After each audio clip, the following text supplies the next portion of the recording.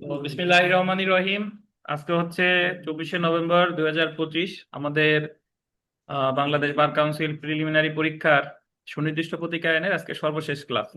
এবং আজকে আমরা আলোচনা করব নিরোধমূলক প্রতিকার থেকে, যে নিরোধমূলক প্রতিকার বা প্রিভেন্টিভ রিলিফ, এই বিষয়টা আমরা প্রথম ক্লাসে আলোচনা করেছি, গতকাল আলোচনা করেছি। নিরোধমূলক প্রতিকার আসলে এটার সংজ্ঞা দিয়েছে 6 ধারায়।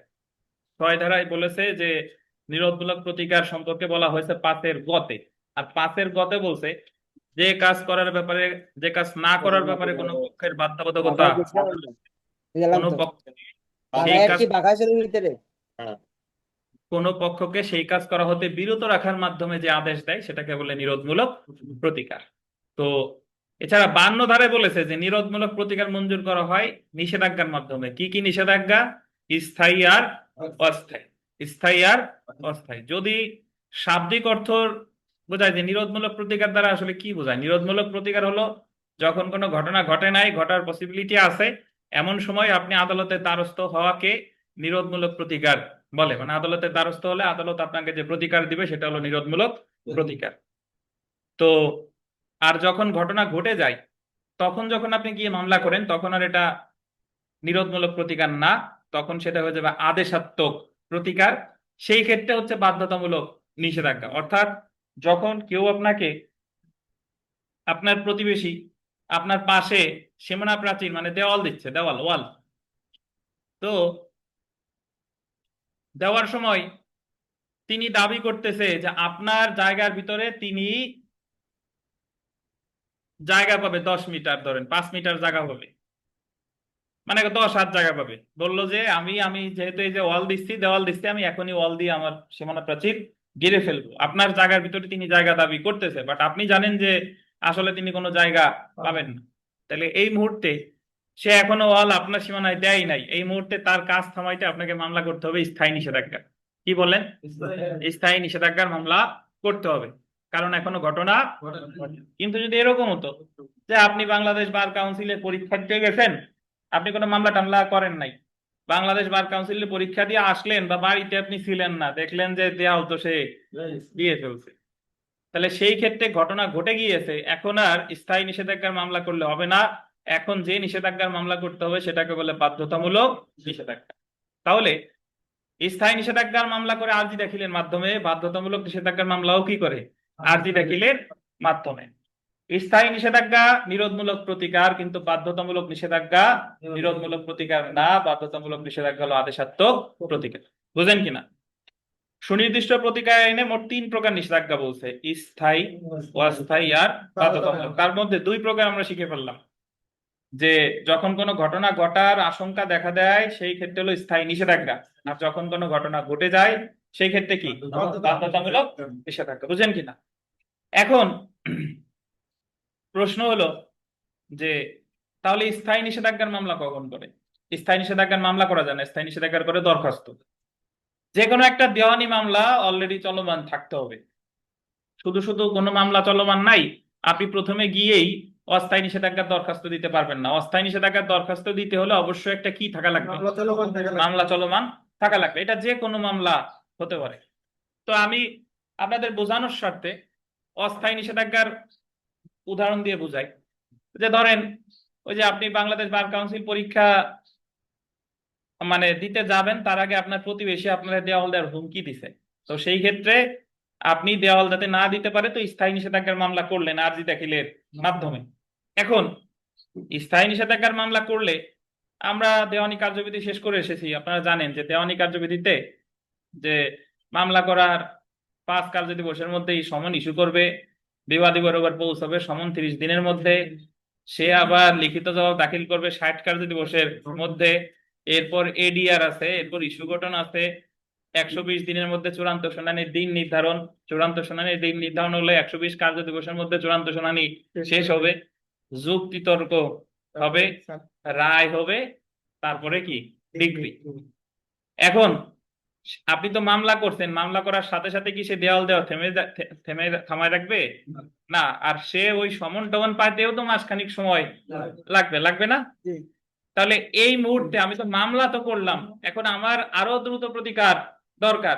তাহলে এই ক্ষেত্রে আমি ওই মামলা তো চলমান আছে, মামলা চলমান থাকা অবস্থায় যদি ঘটনা ঘটার আশঙ্কা দেখা দেয়, তাহলে আমাকে মামলা করতে হবে অস্থায়ী নিষেধাজ্ঞা, দরখাস্ত করতে হবে কিসের?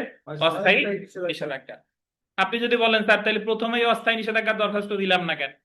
প্রথমে অস্থায়ী নিষেধাজ্ঞার দরখাস্ত দেওয়া যায় না। অস্থায়ী নিষেধাজ্ঞার দরখাস্ত দিতে হলে অলরেডি একটা মামলা কি থাকতে হবে?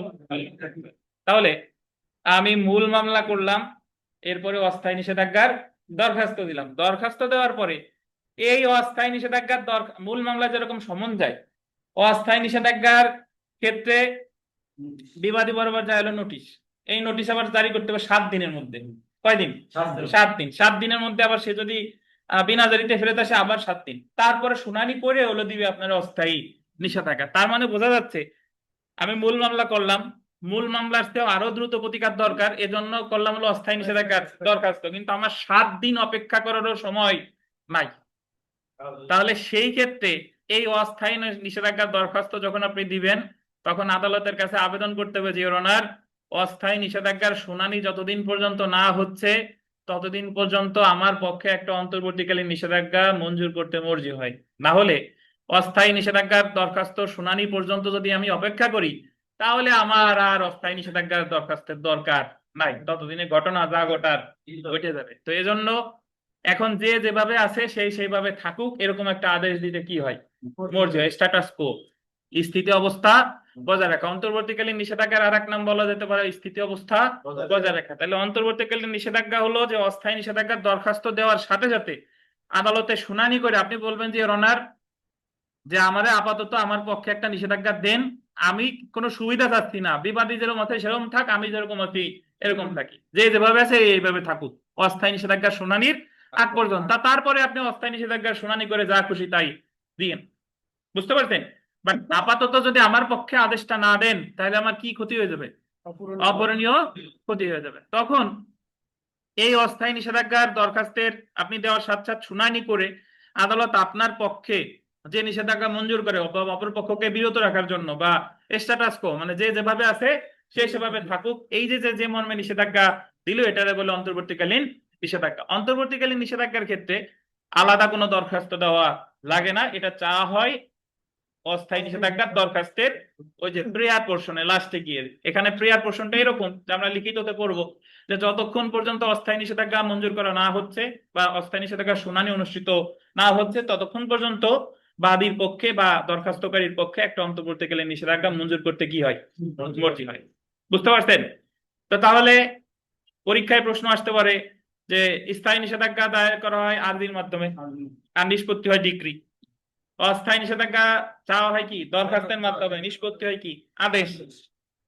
স্থায়ী বলেন অস্থায়ী বলেন উভয় ক্ষেত্রেই অপরপক্ষের শুনে তারপরে আদেশটা দিবে, কিন্তু অন্তর্বর্তীকালীন নিষেধাজ্ঞার ক্ষেত্রে প্রতিপক্ষের না শুনেই অন্তর্বর্তীকালীন নিষেধাজ্ঞা মঞ্জুর করতে পারে। বুঝতে পারছেন? তো আমরা স্থায়ী পেলাম, অস্থায়ী পেলাম, অন্তর্বর্তীকালীন পেলাম, আর বাধ্যতামূলক তো পেয়েছি। বুঝতে পারছেন? এখন আর একটা নিষেধাজ্ঞা একটু বলি, সেটা হলো যে সবাই একটু শুনে দেখেন, একটু মনোযোগ দেন তাহলে পারবেন ইনশাল্লাহ। সেটা হলো যে যে ধরেন ওই সেম উদাহরণ দিয়ে বোঝাই যে আপনি তো অস্থায়ী আপনি দেওয়াল দেওয়ার হুমকি দিছে, আপনি স্থায়ী নিষেধাজ্ঞার মামলা করলেন। মামলা করে আপনি যেহেতু মামলা একটা করছেন, অস্থায়ী নিষেধাজ্ঞার দরখাস্ত সাথে সাথে করেন নাই, ভাবছেন যে কয়েকদিন পরে করি। এমন সময় ওই মামলার কথা যখন বিবাদী জানতে পারলো, সে সমন পাক আর না পাক, সে জানছে যে অমুক মামলা একটা করছে, তখন তার রক্ত আরো গরম হয়ে গেছে যে কি মামলা করছিস, তারা দেয়াল আমি দেই দেই তোর মামলা কিভাবে এই দেয়াল দেওয়া ঠেকায়।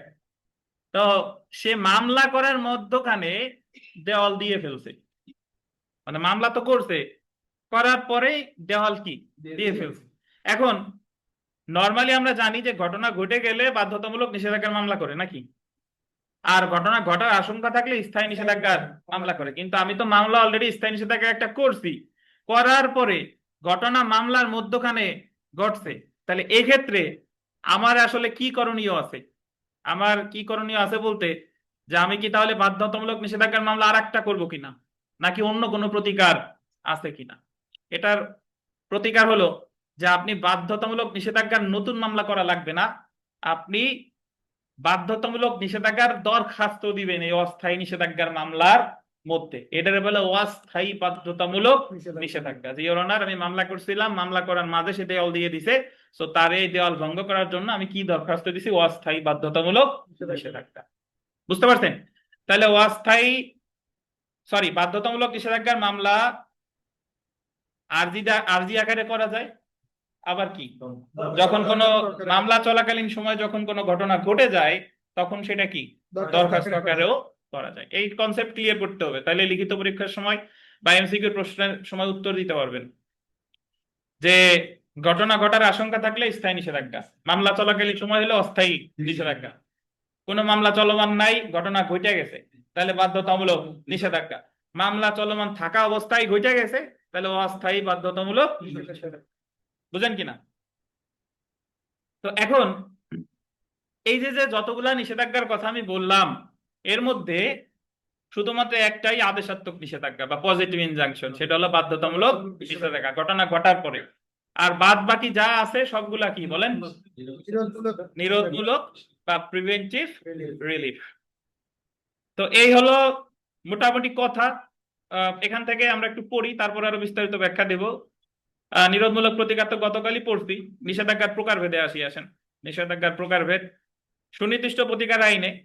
দেখেন, আপনারা যারা পরীক্ষা দিবেন, পরীক্ষা তো 29 তারিখে হচ্ছে না, তো এটা আপনাদের জন্য আশীর্বাদ স্বরূপ।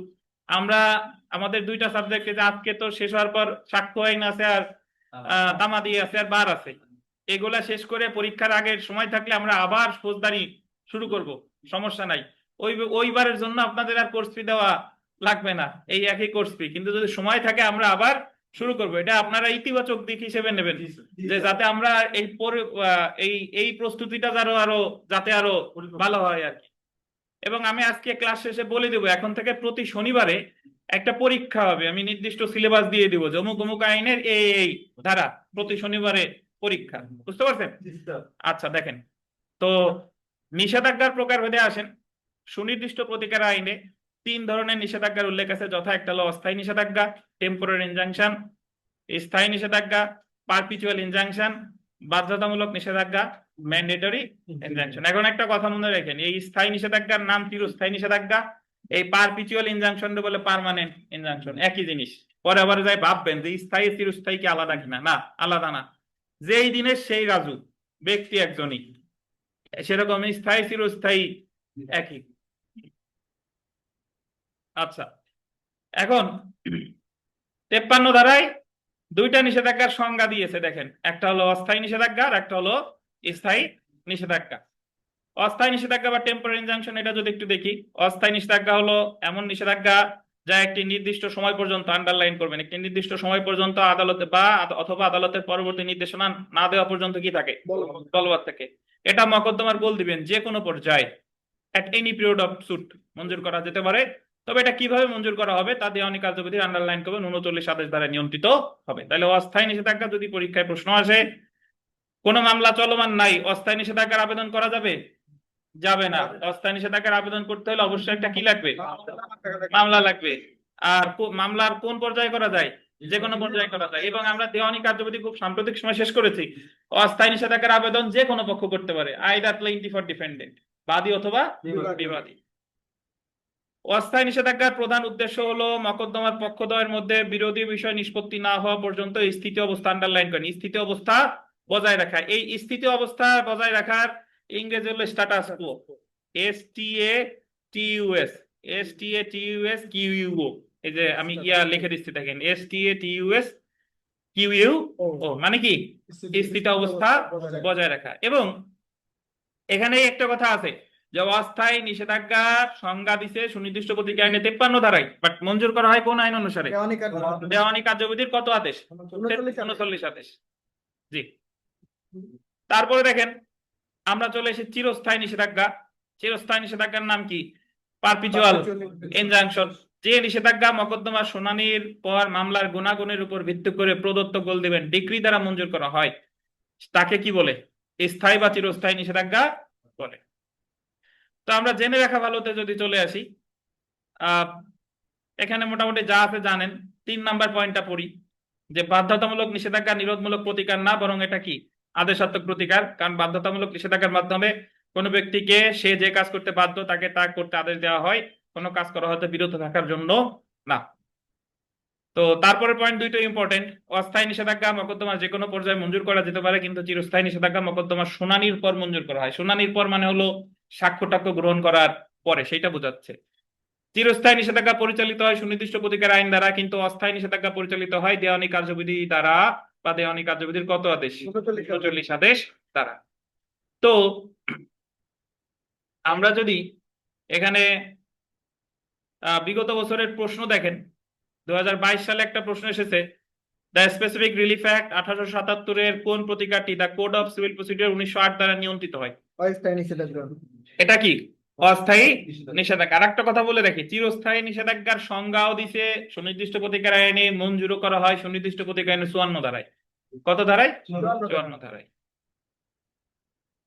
তো বাদ বাকি যা আছে ইনশাল্লাহ জায়গা পারবেন। সেলফ প্র্যাকটিসের 1 নম্বর প্রশ্নটা দেখেন, সুনির্দিষ্ট প্রতিকার আইন 1877 গোল দেবেন, তৃতীয় অংশে নিম্নলিখিত কোনটি নিয়ে আলোচনা করা হয়েছে? নিরোধমূলক প্রতিকার। কি প্রতিকার বলেন? নিরোধমূলক প্রতিকার, প্রিভেন্টিভ রিলিফ। আর বাদ বাকি যা আছে পড়ে ফেলবেন। এই জায়গার কোনো প্রশ্ন মুখস্থ করবেন না, বুঝে বুঝে পড়বেন। চলে আসি আমরা ধারা 54। যখন চিরস্থায়ী নিষেধাজ্ঞা মঞ্জুর করা যায়, perpetual injunction when granted. Perpetual injunction when granted, এখানে অনেক কথা বলা আছে, বাট মূল কথা কিন্তু আমি বুঝাই ফেলছি, যে যখন কোনো ঘটনা ঘটার আশঙ্কা দেখা দেয়। এখনো কি ঘটনাটা ঘটছে? না, ঘটনা ঘটার আশঙ্কা দেখা যায়। এই যে আজকে এই যে লেখছে, বার কাউন্সিলে চলছে চরম আন্দোলন, কোনো বিচারপতি ঢুকতে পারেনি, আজকের ভাইভা স্থগিত। আচ্ছা দেখেন, বিচারপতি ওনাদের নাম এখন পত্নী করে দেওয়া উচিত। যদিও ওই অনলাইনে শুনবেন আবার আমার ভবিষ্যতে মামলা টামলা হইতে পারে আমার বিরুদ্ধে, বাট ওনাদের কোনো দেখেন। তো তাহলে আহ যখন চিরস্থায়ী নিষেধাজ্ঞা মঞ্জুর করা যায়, পারপিচুয়াল ইনজাংশন হোয়েন গ্রান্টেড, বাধ্যবাধকতা ভঙ্গ প্রতিরোধ করতে, মানে কোনো ঘটনা ঘটার যখন কি দেখা দেয়, আশঙ্কা দেখা দেয়, তখনই তো এই মামলাটা করে। তো এখানে অনেক কথা বলা আছে, এত কথা পড়তে যাব না, জাস্ট এখানে একটা ইলাস্ট্রেশন, নতুন বইতে একটা উদাহরণ আছে, এটা একটু পড়বো। পুরাতন বইতে যদি নাও থাকে আপনারা মানে এখানে পড়লে বুঝতে পারবেন যে কি কথা বলছে। আছে আপনাদের বইতেও আছে, শুনেন। এ বি কে নির্দিষ্ট জমি ভাড়া প্রদান করে। এ দিছে ভাড়া কারে? বি রে। বি সেখান থেকে বালি বা নুড়ি পাথর খনন বা উত্তোলন না করার জন্য চুক্তিবদ্ধ হয়। বি বলছে কি ভাই, এর সাথে চুক্তি করছে। বি বলছে যে আমি আপনার জমি ভাড়া নিলাম, বাট আমি জীবনেও এই জমি থেকে বালি বা নুড়ি পাথর তুলবো না। বি কে চুক্তি লঙ্ঘনমূলক খনন কাজ হতে বিরত রাখার উদ্দেশ্যে এ স্থায়ী নিষেধাজ্ঞার জন্য মোকদ্দমা দায়ের করতে পারবে। বি যাতে কোনোদিনই বালি নুড়ি পাথর এগুলো যাতে উত্তোলন না করে, এটার জন্য কি করতে পারবে? সে যে ভাড়া দিয়েছে তিনি স্থায়ী নিষেধাজ্ঞার মামলা করতে পারবে। যেহেতু এমন বাধ্যবাধকতা চুক্তি হতে উদ্ভব হয়েছে, সে তো নিষেধাজ্ঞা মঞ্জুর করবে কিনা, বা আদালত সেটা চুক্তি আইনের 3য় অধ্যায় শর্তাবলী দ্বারা নির্ধারণ করবে। ঠিক আছে? আচ্ছা, তারপরে এখানে কয়েকটা গ্রাউন্ড আছে, যে 54 ধারায় বলছে, 54 ধারা 3য় অংশে বিধান করা হয়েছে, সম্পত্তি ব্যবহার বা ভোগ দখলে বাদীর অধিকারে যখন বিবাদে হস্তক্ষেপ করে বা হস্তক্ষেপ করার হুমকি প্রদান করে, তখন আদালত চিরস্থায়ী নিষেধাজ্ঞা মঞ্জুর করতে পারে। চূড়ান্ত মালিকানা চিরস্থায়ী নিষেধাজ্ঞা প্রাপ্তির জন্য অপরিহার্য না। সম্পত্তির আন্ডারলাইন করেন, ভোগ দখলে আছে এমন যে কোনো ব্যক্তি চিরস্থায়ী নিষেধাজ্ঞা পেতে পারে যদি তার ভোগ দখলে উক্ত জমিতে সত্ত্ব নেয় এমন কোন ব্যক্তি বিঘ্ন সৃষ্টি করে। এই কথা হলো যে কোনো সম্পত্তিতে যখন আপনি চিরস্থায়ী নিষেধাজ্ঞার মামলা করবেন, আপনার বেদখল হুমকি দিছে, বেদখলের হুমকি দিছে, তখন কি আপনার ওই সম্পত্তির মালিক হওয়া লাগবে কিনা? না, মালিক হওয়া লাগবে না। আমার কি থাকা লাগবে? আমার দখলে থাকা লাগবে। বুঝেন কিনা?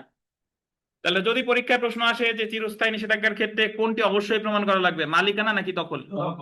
দখল। এই ক্ষেত্রে 54 ধারা 3য় অংশে ক থেকে উমা পর্যন্ত উল্লেখিত 5টি ক্ষেত্রে বা শর্তে চিরস্থায়ী নিষেধাজ্ঞা মঞ্জুর করতে পারে। এই পাঁচটা ক্ষেত্র কি কি আমরা নামাজের পরে এসে পড়ি, ততক্ষণ পর্যন্ত ধৈর্য ধারণ করেন। এ পর্যন্তই। তো তাহলে 54 ধারায় পাঁচটা ক্ষেত্রে বা পাঁচটা শর্তে চিরস্থায়ী নিষেধাজ্ঞা মঞ্জুর করতে পারে। প্রথম যে শর্ত, এই পাঁচটার মধ্যে প্রথম চারটা 12 ধারার প্রথম চারটার সাথে হুবহু এক। প্রথম যে শর্ত সেটা দেখেন, যে ক্ষেত্রে বিবাদী বাদীর সম্পত্তির ট্রাস্টি হয়। যে ক্ষেত্রে যে বিবাদী তিনি কার ট্রাস্টি? বাদীর সম্পত্তির ট্রাস্টি। যেমন দেখেন, পুরাতন বইতে নেই বাট শুনে রাখেন, যেমন সেবায়েত ট্রাস্টি প্রশাসকদের কাজের ফলে কোনো সম্পত্তি ধ্বংস আর উপক্রম হলে উক্ত নিষেধাজ্ঞা মঞ্জুর করা যেতে পারে। মানে হলো এরকম যে আমাদের মাহবুব সাহেব উনি ওনার সকল সম্পত্তি দাতব্য উদ্দেশ্যে ট্রাস্ট হিসেবে দান করে, মানে ট্রাস্ট গঠন করে বলছে যে এই ট্রাস্টকৃত সম্পত্তির যে আহ, আয় দাতব্য উদ্দেশ্যে ব্যয় হবে। এখন ট্রাস্টি বানাইছে আমাদের দিনেশ রে। এখন দেখা গেল দিনেশ ওই ট্রাস্টকৃত সম্পত্তি ধ্বংসের দ্বার প্রান্তে, মানে বিক্রি করার উদ্যোগ নিছে বা আত্মসাৎ করার উদ্যোগ নিছে বা নষ্ট করার উদ্যোগ নিছে। তাহলে এই জায়গায় মাহবুব সাহেব ওনার বিরুদ্ধে কি মামলা করতে পারে? স্থায়ী নিষেধাজ্ঞার মামলা করতে পারে, যাতে দিনেশ ওই কাজ করা থেকে কি থাকে, বিরত থাকে। তারপরে দেখেন পরেরটা, যেখানে বাদীর অধিকারে হস্তক্ষেপের কারণে যে প্রকৃত ক্ষতি হয়েছে বা হবে তা নির্ণয়ের কোনো মানদণ্ড নাই। মানে আপনার এই হস্তক্ষেপের কারণে যে ক্ষতি হয়েছে, ক্ষতি নির্ণয়ের কোনো কি নাই, মানদণ্ড নাই। ওই যে আহ আমরা 12 ধারায় পড়ছিলাম না, দুষ্প্রাপ্য চীনামাটির কারুকার্য খচিত পাত্র বিক্রি করতে চাইছে, এখন বিক্রি করবে না। তাহলে সেই ক্ষেত্রে ক্ষতি নির্ণয়ের কি থাকে না, মানদণ্ড থাকে না। আর আমরা জানি যে চুক্তি যে জায়গায় আছে সেই জায়গায় কয় ধরনের মামলা করা যায়? 4 ধরনের। চুক্তি বলবৎ যায়, ক্ষতিপূরণ যায়, তারপরে নিষেধাজ্ঞা যায়, চুক্তি রদ যায়। তাহলে ক্ষতি নির্ণয়ের যদি কোনো ঘটনার ক্ষেত্রে যদি ক্ষতি নির্ণয়ের মানদণ্ড না থাকে, তাহলে সেই ক্ষেত্রেও স্থায়ী নিষেধাজ্ঞার মামলা করা যাবে। এখন আপনি যদি বলেন যে স্যার কেমনে এই জায়গায় ক্ষতি নির্ণয়ের মানদণ্ড কেমনে বুঝবো, কেমনে, একটা উদাহরণ যদি এইভাবে দেই, যে ধরেন যে আপনার কাছে যিনি জায়গা বিক্রি করতে চাইছে, বায়না চুক্তিও হয়েছে, কয়দিন পরে সে ওই জায়গা আবার আর একজনের কাছে বিক্রি করার উদ্যোগ নিছে। তার একজনের কাছে যদি বিক্রি করে দেয়, তাহলে আপনার ক্ষতি নির্ণয়ের কোনো কি আছে, মানদণ্ড আছে নাই। তাহলে সে যাতে আর একজনের কাছে বিক্রি করতে না পারে এই মনে হয় কি মামলা করতে হবে? স্থায়ী নিষেধাজ্ঞার মামলা করতে হবে। তারপরে দেখেন গ নাম্বার, যেখানে হস্তক্ষেপ এমন যে আর্থিক ক্ষতিপূরণ পর্যাপ্ত প্রতিকার হয় না। 12 ধারার হুবহু মিল। ক্ষতিপূরণ এমন যে স্থাবর সম্পত্তি সম্পত্তি হইলে আর্থিক ক্ষতিপূরণ পর্যাপ্ত পর্যাপ্ত হয় না। তারপরে দেখেন, যেখানে এমন হস্তক্ষেপের আর্থিক ক্ষতিপূরণ পাওয়ার কোনো সম্ভাবনা থাকে না। যে ক্ষেত্রে এখানে 3 আর 4 অনেকে বুঝতে পারেন না। 3-এ বলছে যে জায়গায় আমার অর্থ যদি দেয়ও, যতই দেখ না কেন আমার পর্যাপ্ত হবে না, এটা হলো 3। আর 4-এ বলছে যে আমার অর্থ পাবার কোনো সম্ভাবনাই নাই। দুইটা কিন্তু দুই জিনিস। এক হলো যে তুমি আমার যত টাকাই দাও আমার মনের কষ্ট কিন্তু যাবে না, এ হলো 3। আর আমার কোনো টাকাই তুমি তুমি দিতে পারতেছো না, এটা হচ্ছে কত, 4। সবশেষেরটা আলাদা এখানে। 54 ধারায় সবশেষেরটা আলাদা একটা গ্রাউন্ড, সেটা দেখেন যে যেখানে বিচারিক কার্যধারার গোল দিবেন বহুত্ব নিবারণের জন্য নিষেধাজ্ঞা মঞ্জুর করা প্রয়োজন, where the injunction is necessary to prevent A multiplicity of judicial proceedings. বিচারিক কার্যধারার বহুত্ব মানে হলো একই বিষয় নিয়ে যদি অনেকগুলো মামলা হয়, তাহলে এগুলো নিষেধ করার জন্য কি মামলা করতে পারে? স্থায়ী নিষেধাজ্ঞার মামলা করতে পারে। দেন ওই যে রেস সাবজুডিস, মনে আছে?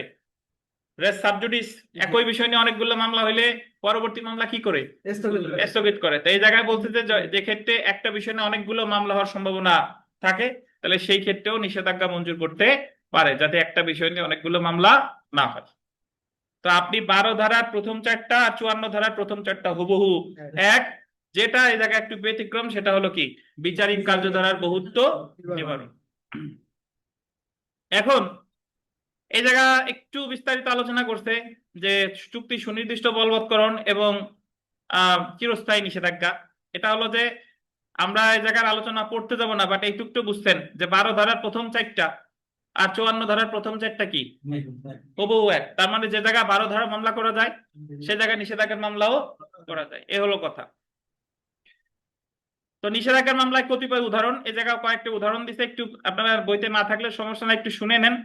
যে মক্কেলের তথ্য বা কাগজপত্র জনসম্মুখে প্রকাশ করা হতে আইনজীবীকে বিরত রাখতে। মামলা মানে মক্কেল মামলা করতে পারে আইনজীবীর বিরুদ্ধে যে আপনি আমার কাগজপত্র মানুষের কাছে দেখাবেন না।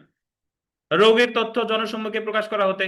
ডাক্তার যদি হুমকি দেয় যে তুমি যে দুরারোগ্য ব্যাধিতে আক্রান্ত হইছো তোমার কথা কিন্তু বলে দিব, তো রোগী মামলা করতে পারে যে আমার যে ব্যক্তিগত যে তথ্য আছে এগুলো আপনি প্রকাশ করতে পারবেন না। কয়েক ট্রেডমার্ক অনুচিত ভাবে ব্যবহার করাতে বিরত থাকতে। মোটামুটি কোনো ঘটনা এখনো ঘটে নাই, ঘটার থেকে কি রাখতে, বিরত রাখতে স্থায়ী নিষেধাজ্ঞার মামলা দায়ের করে থাকে। এখন আমরা চলে এসেছি চিরস্থায়ী নিষেধাজ্ঞায় কি কি প্রমাণ করতে হয়, যা যা প্রমাণ করতে হয়। বাদীর কোনো আইনগত অধিকার লঙ্ঘন, যখন বিবাদী বাদীর সম্পত্তির অধিকার বা ভোগ দখলের অধিকারে হস্তক্ষেপ করে বা হস্তক্ষেপ করার হুমকি দেয়, তখন আদালত স্থায়ী নিষেধাজ্ঞা কি করতে পারে, হস্তক্ষেপ করে অথবা হস্তক্ষেপ করার কি দেয়, হুমকি দেয়। একটা উদাহরণ আপনাদের গতবার পরীক্ষায় আসছে। এইভাবে চিন্তা করেন যে আপনার প্রতিবেশী, তিনি আপনার এমন ধোঁয়া বা ধুলাবালি বা ধোঁয়া তার বিল্ডিং থেকে বের হয় যাতে আপনি আপনার জানালা দিয়ে ঠিক মতন শ্বাস প্রশ্বাস নিতে পারেন না। এটা সে কয়েকদিন যাবত করতেছে। এখন এই মুহূর্তে আপনি কি মামলা করবেন, বাধ্যতামূলক নিষেধাজ্ঞা নাকি স্থায়ী নিষেধাজ্ঞা, কোনটা করবেন? স্থায়ী নিষেধাজ্ঞা করতে হবে। স্থায়ী। যদিও ঘটনা অলরেডি 2-4 দিন ঘটছে, এখন ঘটলেও এটা তো একটা চলমান প্রক্রিয়া, মানে ভবিষ্যতে আরো ভবিষ্যতে আরো যাতে না ঘটে এই জন্য মামলা করতে হবে কি, স্থায়ী নিষেধাজ্ঞা। হিন্দু বিধবা, তিনি তো সম্পত্তির মালিক, এখন তিনি বুদ্ধি করছে যে তার একমাত্র দেবর আছে, তিনি মারা গেলে তো সকল সম্পত্তির মালিক হবে তার দেবর। তাই হিন্দু বিধবা ইচ্ছা করেই তার যে সয় সম্পত্তি আছে এটা অপচয় করতেছে। তাহলে দেবরের প্রতিকার কি, স্থায়ী নিষেধাজ্ঞার মামলা করা যাতে এইগুলা সে কি করতে না পারে, অপচয় করতে না পারে। জি। তারপরে দেখেন বাদীর অনুকূলে কোনো বাধ্যবাধকতা, সকল প্রকার বাধ্যবাধকতা লঙ্ঘনের ক্ষেত্রে স্থায়ী নিষেধাজ্ঞা মঞ্জুরের 54 ধারা আদালতকে ক্ষমতা দেয়নি। শুধুমাত্র বাদীর অনুকূলে এবং বাদীর ব্যক্তিগত বাধ্যবাধকতা লঙ্ঘন করা হলে শুধুমাত্র সেই ক্ষেত্রে আদালত চিরস্থায়ী নিষেধাজ্ঞা মঞ্জুর করতে পারে, প্রয়োজন নাই। দখলেরটা ইম্পর্টেন্ট, দেখেন দখল সম্পত্তির ক্ষেত্রে বাদী অবশ্যই তার একচেটিয়া দখল প্রমাণ করবে, এটা আন্ডারলাইন করেন। একচেটিয়া দখল, একচেটিয়া দখল মানে নিরবিচ্ছিন্ন দখল। যদি বাদী সম্পত্তি দখলে থাকে তাহলে শুধুমাত্র চিরস্থায়ী নিষেধাজ্ঞার মোকদ্দমা রক্ষণে। মালিক হয়েছেন বাট দখলে নাই, হবে হবে না। মালিক হয়েছে দখলে নাই, হবে না। তামাদি মেয়াদ দেখেন, চিরস্থায়ী চিরস্থায়ী নিষেধাজ্ঞা মোকদ্দমা দায়েরের তামাদি মেয়াদ 6 বছর। এখানে একটু ব্র্যাকেটে লেখেন তামাদি আইনের 120 অনুচ্ছেদ। এই যে 6 বছর, এটা তামাদি আইনের কত অনুচ্ছেদ, 120 অনুচ্ছেদ। একটু লিখে ফেলেন তামাদি আইনের 120 অনুচ্ছেদ।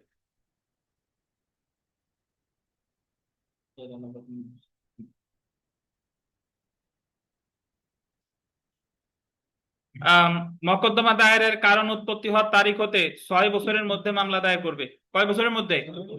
এবং এর তামাদি মেয়াদ বলছে কত, আর এখানে কোর্ট ফি লেখেন অ্যাড ভ্যালোরাম কোর্ট ফি।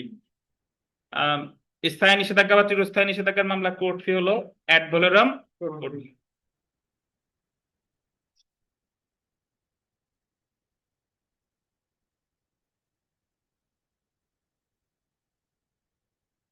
মাহবুব সাহেব, অ্যাড ভ্যালোরাম কোর্ট ফি কি বলেন, মূল্যানুপাতিক কর। কিরকম একটা উদাহরণ দিয়ে বোঝান। স্যার যেমন 5 লক্ষ টাকার সম্পদ, ওই 5 লক্ষ টাকার উপরে একটা মূল্যানুপাতিক যে হার আদালত নির্ধারণ করে সেটা কত পার্সেন্ট মনে আছে? 6% নাকি স্যার? 2%। 2%। আচ্ছা দেখেন, যাই হোক ধন্যবাদ। সরি বিগত বছর প্রশ্ন দেখেন, এক্স অনুচিত ভাবে ওয়াই এর ট্রেডমার্ক ব্যবহার করে। এখন আপনি বলতে পারেন স্যার ঘটনা তো ঘটে গেছে, তাহলে ব্যবহার করে ওয়াই কোন ধরনের প্রতিকার চাইতে পারে? এটা বাধ্যতামূলক কেন হলো না, প্রশ্ন আসতে পারে যে ব্যবহার করে। ভাই ব্যবহার করে মানে কি, ব্যবহার করে মানে হলো আরো ব্যবহার করার ইচ্ছা তার আছে, এই জন্য করবে হলো কি চিরস্থায়ী নিষেধাজ্ঞা। বাট যদি এটা দেওয়াল দেওয়া হতো, যে দেওয়াল দিয়ে দিছে, তাইলে এই জায়গার উত্তর হতো কি বাধ্যতামূলক নিষেধাজ্ঞা। তাহলে আপনার প্রশ্নের প্রকৃতি বুঝতে হবে যে কি কি কোন ধরনের। তারপরে 2 নাম্বার প্রশ্নটা দেখেন, দ্য স্পেসিফিক রিলিফ অ্যাক্ট 1877 অনুযায়ী নিম্নের কোন ক্ষেত্রে নিষেধাজ্ঞা দাবি করা যেতে পারে, যে ক্ষেত্রে বিবাদী বাদীর পক্ষে সম্পত্তির জিম্মাদার এবং বাদীকে সম্পত্তি ভোগে কি দেয়, বাধা দেয়। জিম্মাদার বুঝেন তো, ওই যে ট্রাস্টি, সেবায়েত, এগুলা। তো আমরা চলে আসি 55 ধারায় বাধ্যতামূলক নিষেধাজ্ঞা বা ম্যান্ডেটরি ইনজাংশন। আমরা অলরেডি আলোচনা করেছি যে বাধ্যতামূলক নিষেধাজ্ঞা মূল মামলা আকারেও করা যায়, আবার দরখাস্ত আকারেও করা যায়। কোনো কাজ করতে কোনো ব্যক্তির যে বাধ্যবাধকতা আছে তাকে উক্ত বাধ্যবাধকতা ভঙ্গ করা হতে বিরত রাখতে যদি কোনো নির্দিষ্ট কাজ করতে বাধ্য করার প্রয়োজন হয়, তখন আদালত উক্ত ব্যক্তিকে কোনো কাজ করার জন্য বাধ্যতামূলক নিষেধাজ্ঞার আদেশ দিতে পারে। বাধ্যতামূলক নিষেধাজ্ঞা মঞ্জুর করা বা না করা আদালতের বিবেচনামূলক ক্ষমতা, অর্থাৎ মঞ্জুর করতেও পারে, নাও পারে। আমরা তো মোটামুটি জানি সবই তো বিবেচনামূলক ক্ষমতা। তামাদি যদি দেখেন, বাধ্যতামূলক নিষেধাজ্ঞার মামলার তামাদি মেয়াদ কত বছর? 6 বছর। তামাদি আইনের এখানে লেখা আছে কত অনুচ্ছেদ? 120। কোর্ট ফি লেখেন অ্যাড ভ্যালোরাম, এটারও কোর্ট ফি অ্যাড ভ্যালোরাম।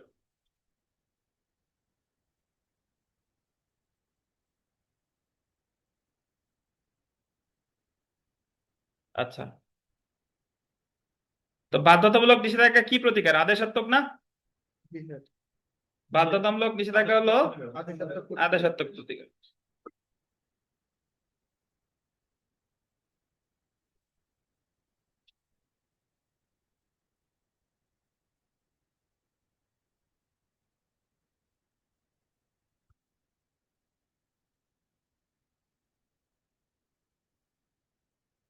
তো সেলফ প্র্যাকটিসে অনেকগুলো প্রশ্ন আছে। আহ, যদি এখানে দেখেন,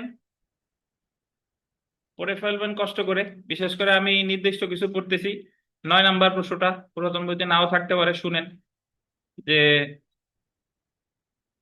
খ এর ট্রাস্টি ক ট্রাস্ট সম্পত্তির একটি ক্ষুদ্র অংশ অযৌক্তিকভাবে বিক্রয়ের উদ্যোগ গ্রহণ করে। ট্রাস্টি বিক্রয়ের উদ্যোগ নিছে, তাহলে উক্ত বিক্রয় নিরোধ করার উদ্দেশ্যে আর্থিক ক্ষতিপূরণ পর্যাপ্ত প্রতিকার হলেও খ কি পেতে পারে? নিষেধাজ্ঞা পেতে পারে। তারপরে দেখেন 10 নাম্বার প্রশ্ন, পুরাতন বইতে হয়তো বা নেই, বাট শুনেন। উকিল হিসেবে নিয়োগকালীন সময় আরিফের নিকট তার মক্কেল বি এর কিছু কাগজপত্র আরিফের দখলে চলে আসে। আরিফ উক্ত কাগজপত্র জনসম্মুখে প্রকাশ করার হুমকি প্রদান করে। উকিল সাহেব বলতেছে যে তোমার কাগজপত্র জনসম্মুখে প্রকাশ করে দিব। উক্ত কাগজপত্র প্রকাশ করা হতে আরিফকে বিরত রাখতে বি সুনির্দিষ্ট প্রতিকার আইনের কোন ধারায় প্রতিকার পেতে পারে? 54 ধারা চিরস্থায়ী নিষেধাজ্ঞা। বুঝছেন? তারপরে আরো একটা প্রশ্ন আছে, ক ধোঁয়া দিয়ে বাতাসকে এতটা দূষিত করো যে পার্শ্ববর্তী বাড়িতে ব্যবসা করছে খ ও গ এর দৈনন্দিন আরাম আয়েসে উল্লেখযোগ্যভাবে বিঘ্ন সৃষ্টি করে। উক্ত দূষণ প্রতিরোধের উদ্দেশ্যে খ ও গ সুনির্দিষ্ট প্রতিকার আইনের কোন ধারায় মোকদ্দমা দায়ের করবে বলে?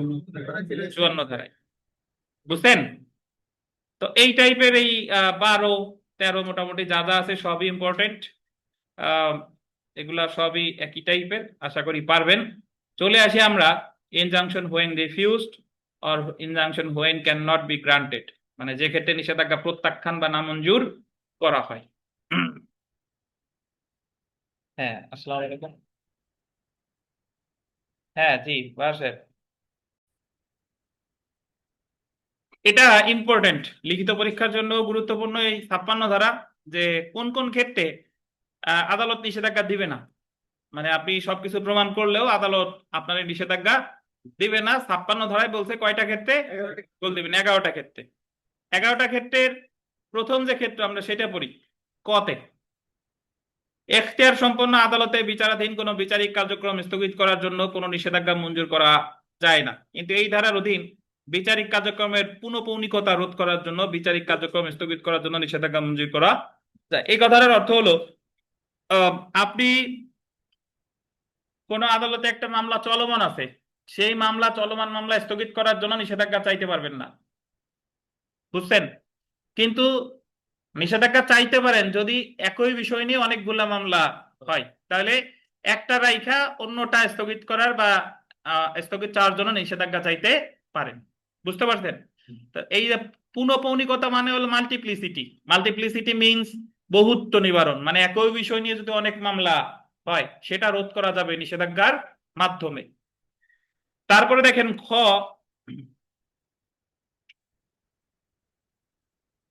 যে আদালতে নিষেধাজ্ঞা চাওয়া হচ্ছে সেই আদালতের অধীনস্থ আদালত ছাড়া অন্য কোনো আদালতের কার্যক্রম স্থগিত করার জন্য নিষেধাজ্ঞা মঞ্জুর করা যায় না। অধীনস্থ আদালত ছাড়া, এই শব্দটা গোল দিন। অধীনস্থ আদালতের কোনো কার্যক্রম থামানোর জন্য আপনি নিষেধাজ্ঞা চাইতে পারেন। ব্যাপারটা হলো এরকম যে আপনি জেলা জজের কাছে নিষেধাজ্ঞা যদি চান, আবেদন করেন, তাহলে জেলা জজ ওনার যে অধীনস্থ যত আদালত আছে ওদের কার্যক্রম নিষেধ করতে পারে, কিন্তু জেলা জজ হাইকোর্টে নিষেধাজ্ঞা দিতে পারে না, বা এক জেলা জজ আর এক জেলা জজদের নিষেধাজ্ঞা দিতে পারে না, কারণ উন্নত তো একে অন্যের অধীনস্থ না। বুঝছেন? যেমন দেওয়ানি আদালত কর্তৃক মঞ্জুরকৃত কোনো নিষেধাজ্ঞা হাইকোর্ট কোনো কোম্পানি বিলোপ সাধনের বিচারাধীন কার্যক্রমকে প্রভাবিত করে না। সমান এখতিয়ার সম্পন্ন দেওয়ানি আদালতে বিচারাধীন কোনো মোকদ্দমা স্থগিত করার এখতিয়ার একে অপরের নাই। আপনি সহকারী জজের কাছে নিষেধাজ্ঞা চাইছেন, আর এক সহকারী জজের কার্যক্রম নিষেধ করার জন্য, মানে স্থগিত করার জন্য দিবে? আমরা কি একে অন্যের অধীনস্থ? না। তাহলে প্রথমটা পেলাম মামলা কার্যক্রম স্থগিত করবে না, দ্বিতীয়টা পেলাম অধীনস্থ আদালত ছাড়া অন্য কোনো ক্ষেত্রে নিষেধাজ্ঞা দিবে না। 3 নাম্বার গ, কোন ব্যক্তিকে আন্ডারলাইন করবেন, আইন প্রণয়ন বিষয়ক কর্তৃপক্ষের নিকট আবেদন করা হতে বিরত রাখার জন্য নিষেধাজ্ঞা মঞ্জুর করা যায় না। আপনি নিষেধাজ্ঞা চাইছেন যে মাহবুব সাহেব যাতে মামলা করতে না পারে আইন প্রণয়ন বিষয়ক কর্তৃপক্ষের নিকট, আমি নিষেধাজ্ঞা চাইছি যে মাহবুব সাহেব যাতে আমার বিরুদ্ধে মামলা না করে, এই মর্মে নিষেধাজ্ঞা চাইছেন, এরকম নিষেধাজ্ঞা দিবে না। তারপরে 4 নাম্বার, সরকারের কোন বিভাগের সরকারি কর্তব্য, আন্ডারলাইন করেন, সরকারি কর্তব্য বা আন্ডারলাইন করবেন, বিদেশি সরকারের কোন সার্বভৌম কাজে হস্তক্ষেপ করার জন্য নিষেধাজ্ঞা মঞ্জুর করা যায়। সরকারের কোনো কর্তব্য বা বিদেশি সরকারের যদি কোনো সার্বভৌম কাজ থাকে সেটা হস্তক্ষেপ করার জন্য কোনো নিষেধাজ্ঞা দিবে না। সরকারি বিভাগে নিষেধাজ্ঞা জারি করার ক্ষেত্রে আদালত অবশ্যই বিবেচনা করবে যে এটা সরকারি কাজকে মারাত্মকভাবে বাধাগ্রস্ত করবে কিনা। ধরেন মেট্রো রেলের কাজ চলতেছে, এখন আপনি নিষেধাজ্ঞার মামলা করছেন যে আপনার জমি আপনি দিবেন না, আপনি অ্যাকোয়ার করতে দিবেন না, এখন আপনি মামলা করছেন স্থায়ী নিষেধাজ্ঞার জন্য বা অস্থায়ী নিষেধাজ্ঞার জন্য, তখন আদালত দেখবে যে এই নিষেধাজ্ঞার কারণে সরকারি কাজ মারাত্মকভাবে ক্ষতিগ্রস্ত হবে কিনা। যদি মারাত্মকভাবে ক্ষতিগ্রস্ত হয় তাহলে আপনারা কোনো নিষেধাজ্ঞা দিবেন না। তারপরে দেখেন, কোন ফৌজদারি কার্যধারা স্থগিত করার জন্য নিষেধাজ্ঞা মঞ্জুর করবে না। ফৌজদারি কার্যধারা মানে দেওয়ানি আদালতে মামলা করছেন, ফৌজদারি মামলা স্থগিত করার জন্য, একজনের ওয়াইফ আর একজন তালাক দেওয়ার মতো ব্যাপার আর কি, ঠিক আছে? তো কোন ফৌজদারি কার্যধারা স্থগিত করার জন্য নিষেধাজ্ঞা মঞ্জুর করবে না। তারপরে দেখেন, যে চুক্তির কার্য সম্পাদন, এটা বিবিআই 6 নাম্বার 3টে স্টার দিবেন, যে চুক্তির কার্য সম্পাদন সুনির্দিষ্টভাবে বলবৎ করা যায় না এরূপ কোন চুক্তিভঙ্গ নিরোধের উদ্দেশ্যে নিষেধাজ্ঞা মঞ্জুর করবে না। 3টে স্টার দেন। 56 চ, আমরা একটু আগে পড়ছি 54তে প্রথম 4টা আর 12 প্রথম 4টা এক না বলছি না? তাহলে যে জায়গা 12 ধারা মামলা করা যায় সে জায়গা কি 54 ধারা মামলাও করা যায়। তার মানে যে জায়গা 12 ধারা মামলা করা যাবে না সে জায়গা 54 ধারা মামলাও করা যাবে। এই কথাটাই বলছি 56 চতে, যে যে জায়গায় সুনির্দিষ্ট বলবৎ করা যায় না সেখানে চুক্তিভঙ্গ নিরোধের উদ্দেশ্যে নিষেধাজ্ঞাও মঞ্জুর করবে না। তবে এখানে একটু তীর চিহ্ন দিয়ে লেখেন, সামনে তো লিখবই, এই 56 চোয়ার পাশে লেখেন, তীর চিহ্ন দিয়ে লেখেন ব্যতিক্রম 57 ধারা। ব্যতিক্রম 57 ধারা মানে 56 চয়ের একটা ব্যতিক্রম হলো 57 ধারা।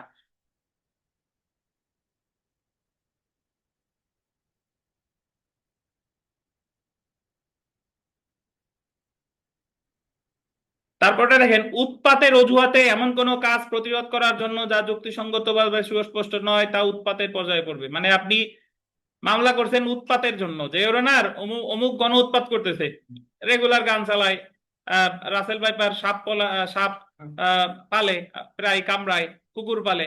এখন আপনি মামলা করছেন যে এটা উৎপাত, কিন্তু আদালত দেখলে অ্যাকচুয়ালি এটা উৎপাত না, তাহলে সেই ক্ষেত্রেও আপনারা নিষেধাজ্ঞা দেবে না। আপনি মামলা করলেন যে প্রতিদিন ও বেসুরা গলায় গান চালায়, গান গায়, তাও আবার মাইক্রোফোনে গায়। এখন মামলা করার পরে ওই গান থামানোর জন্য নিষেধাজ্ঞা চাইছেন, কিন্তু আদালতে গিয়ে দেখা গেল যে যে লোকটা এরকম বেসুরা গলায় গান গায় সে হলো মানসিক প্রতিবন্ধী, মানে সে ইচ্ছা করে গায় না, তার মানে এ জায়গায় এটা উৎপাত না। বুঝতে পারছেন? আচ্ছা, তারপরে দেখেন, একটি ক্রমাগত লঙ্ঘন রোধ করার জন্য যে ক্ষেত্রে বাদীর মৌন সম্মতি আছে, মানে আপনি আগে থেকেই কোনো কাজে মৌন সম্মতি দিয়েছেন, সেই ক্ষেত্রে আপনারা নিষেধাজ্ঞা দিবে না। আপনার জমি থেকে একজন ব্যক্তি প্রায় ওই মাটি কোদাল কাটে ওই যে এক গাড়ি ঠেলা গাড়ির এক গাড়ি নেয়, দুই গাড়ি নেয়, তিন গাড়ি নেয়, বহু সময় আপনার এই মাটি নিচ্ছে। এখন 1 মাস পরে বা 1 বছর পরে গিয়ে আপনি মামলা করছেন যে ও যাতে নিতে না পারে। কিন্তু এই কাজ করার তো কি আছে, মৌন সম্মতি আপনি দিয়ে দিচ্ছেন। তাহলে যে ক্ষেত্রে মৌন সম্মতি আছে সেই ক্ষেত্রে নিষেধাজ্ঞা চাওয়া যাবে না। তারপরে দেখেন, ট্রাস্ট ভঙ্গের মকদ্দমা ব্যতীত, এটা ভিভিআই ট্রাস্ট ভঙ্গের মকদ্দমা ব্যতীত অন্য কোনো সাধারণ কার্যক্রমের মাধ্যমে সমপরিমাণ ফলপ্রসূ প্রতিকার নিশ্চিতভাবে পাওয়া যায়। মানে হলো যে ট্রাস্ট ভঙ্গের মকদ্দমা ব্যতীত, এটা একটু গোল দেন, ট্রাস্ট ভঙ্গের মকদ্দমা ব্যতীত, পাইছেন? অনেক গভীরের কথা। ট্রাস্ট ভঙ্গের মকদ্দমা ব্যতীত, এটা একটা গোল দিবেন। আর সমপরিমাণ ফলপ্রসূ প্রতিকার, এটা একটা গোল দিবেন। বলবেন স্যার গোল তো হয় না, লম্বা হয়ে যাচ্ছে, ওইটাই গোল। আচ্ছা, গোলে আকার দিলেই তো ওরকম হয়ে গেল। আচ্ছা দেখেন, ট্রাস্ট ভঙ্গের মকদ্দমা ব্যতীত মানে কি ভাই?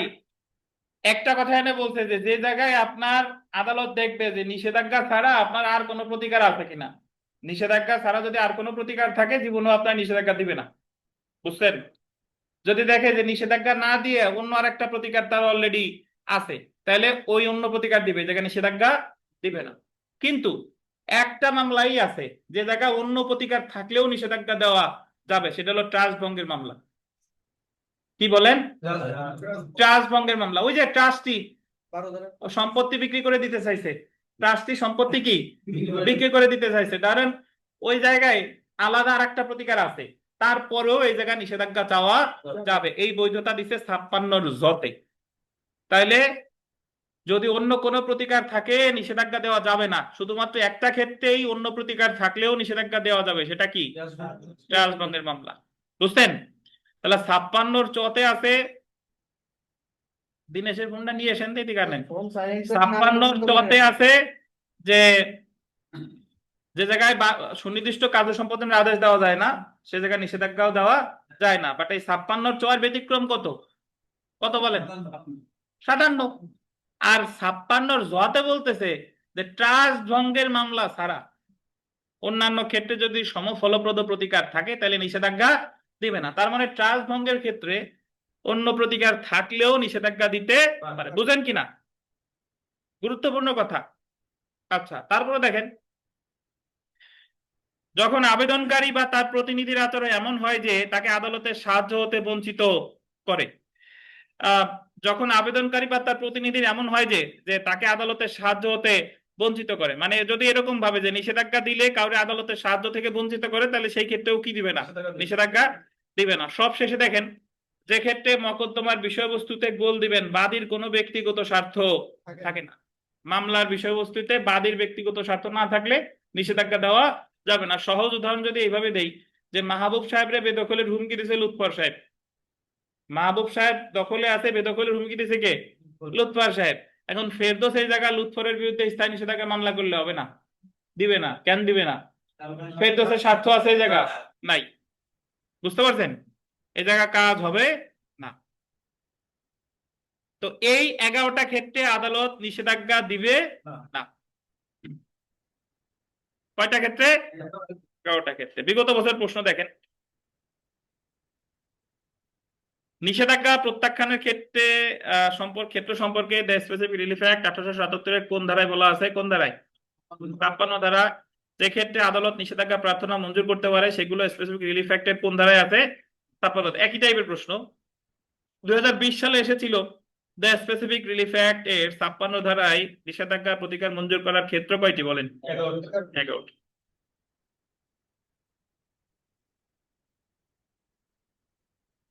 তো যে প্রশ্ন আছে পারবেন ইনশাল্লাহ। আমরা চলে এসেছি 57 ধারা। 57 ধারা,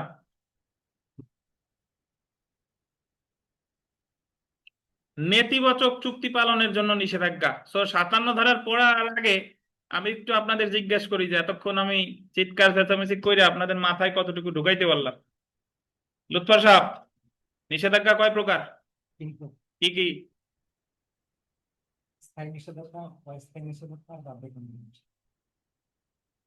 একটু দাঁড়ান, ফোন রিসিভ করি।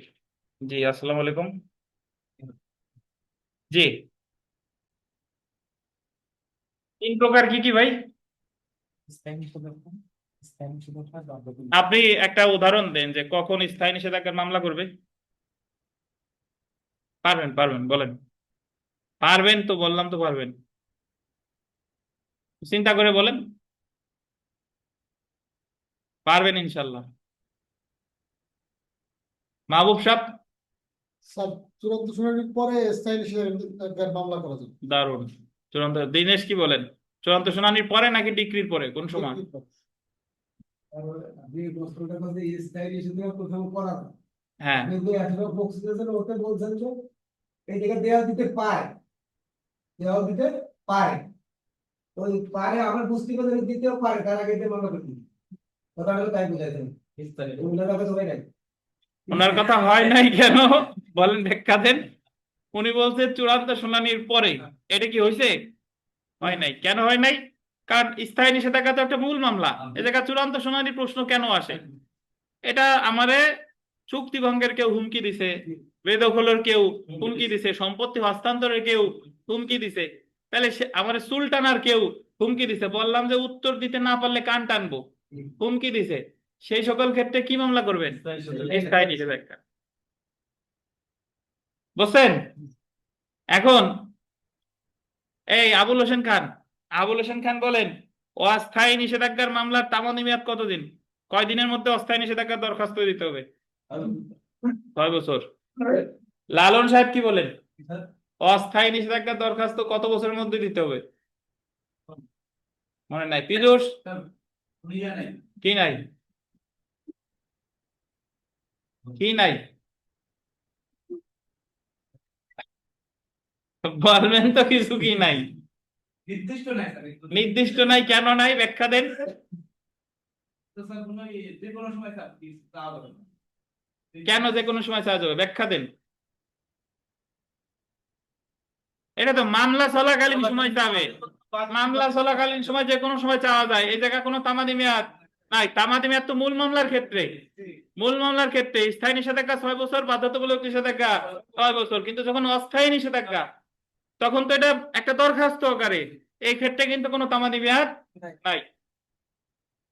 নাইম গাজী, বলেন তো যে অস্থায়ী নিষেধাজ্ঞার সংজ্ঞা দিছে কত ধারায়?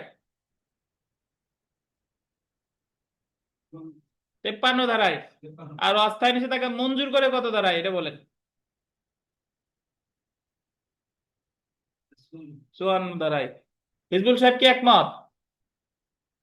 উনি বলছে অস্থায়ী নিষেধাজ্ঞার সংজ্ঞা দিয়েছে 53, মঞ্জুর করে 54। একমত কিনা? আলম ভাই কোথায় বলছে তাইলে? কত ধারায় বলছে?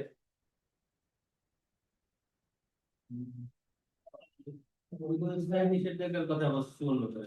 তো অস্থায়ী নিষেধাজ্ঞা মঞ্জুর করে কত ধারায়, সেটাই জিজ্ঞেস করছি।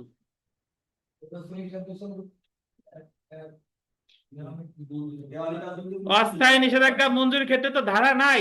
ধারা পাবেন কোথায়? এটা তো দেওয়ানি কার্যবিধির 39 আদেশ। 39 আদেশ।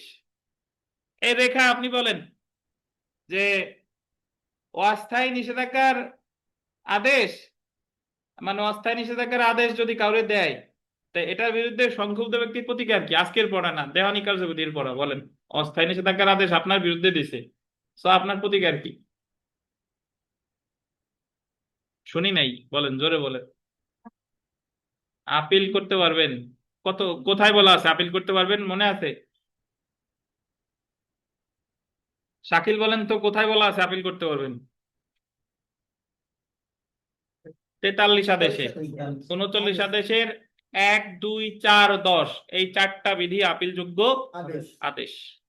ফেরদৌস সাহেব, স্থায়ী নিষেধাজ্ঞা আর বাধ্যতামূলক নিষেধাজ্ঞা, এই দুইটা নিষেধাজ্ঞার পার্থক্য কি? স্থায়ী নিষেধাজ্ঞা হচ্ছে যখন কোনো ঘটনা ঘটার উদ্যোগ নেন তখন হচ্ছে স্থায়ী নিষেধাজ্ঞার মামলা করা যাবে। আর যখন একটা ঘটনা ঘটে গেছে হুম, সেটা হচ্ছে বাধ্যতামূলক নিষেধাজ্ঞা। ধন্যবাদ। প্রভাস, কোন নিষেধাজ্ঞার ক্ষেত্রে প্রতিপক্ষরে শুনে না, না শুনেই দিতে পারে?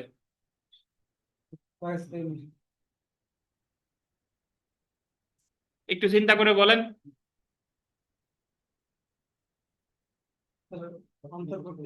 অন্তর্বর্তীকালীন নিষেধাজ্ঞা প্রতিপক্ষরে না শুনেও দিতে পারে। ঠিক আছে, তানভীর সাহেব বাধ্যতামূলক নিষেধাজ্ঞার একটা উদাহরণ দেন, যে এই পরিস্থিতিতে বাধ্যতামূলক নিষেধাজ্ঞা মঞ্জুর করে বা মামলা করা হয়। কি মাথা নাড়াচ্ছেন কে? বলেন, পারবেন তো আপনারা? চিন্তা করার আগে তে বলেন, সারেন্ডার করেন যে আমি পারি না। ওই বিধবা মহিলার মতো হইতে হবে, সোলাটিয়ান বললাম না, হাল ছাড়া যাবে না। এই তাহমিনা বলেন, একটা বাধ্যতামূলক নিষেধাজ্ঞার একটা উদাহরণ দেন।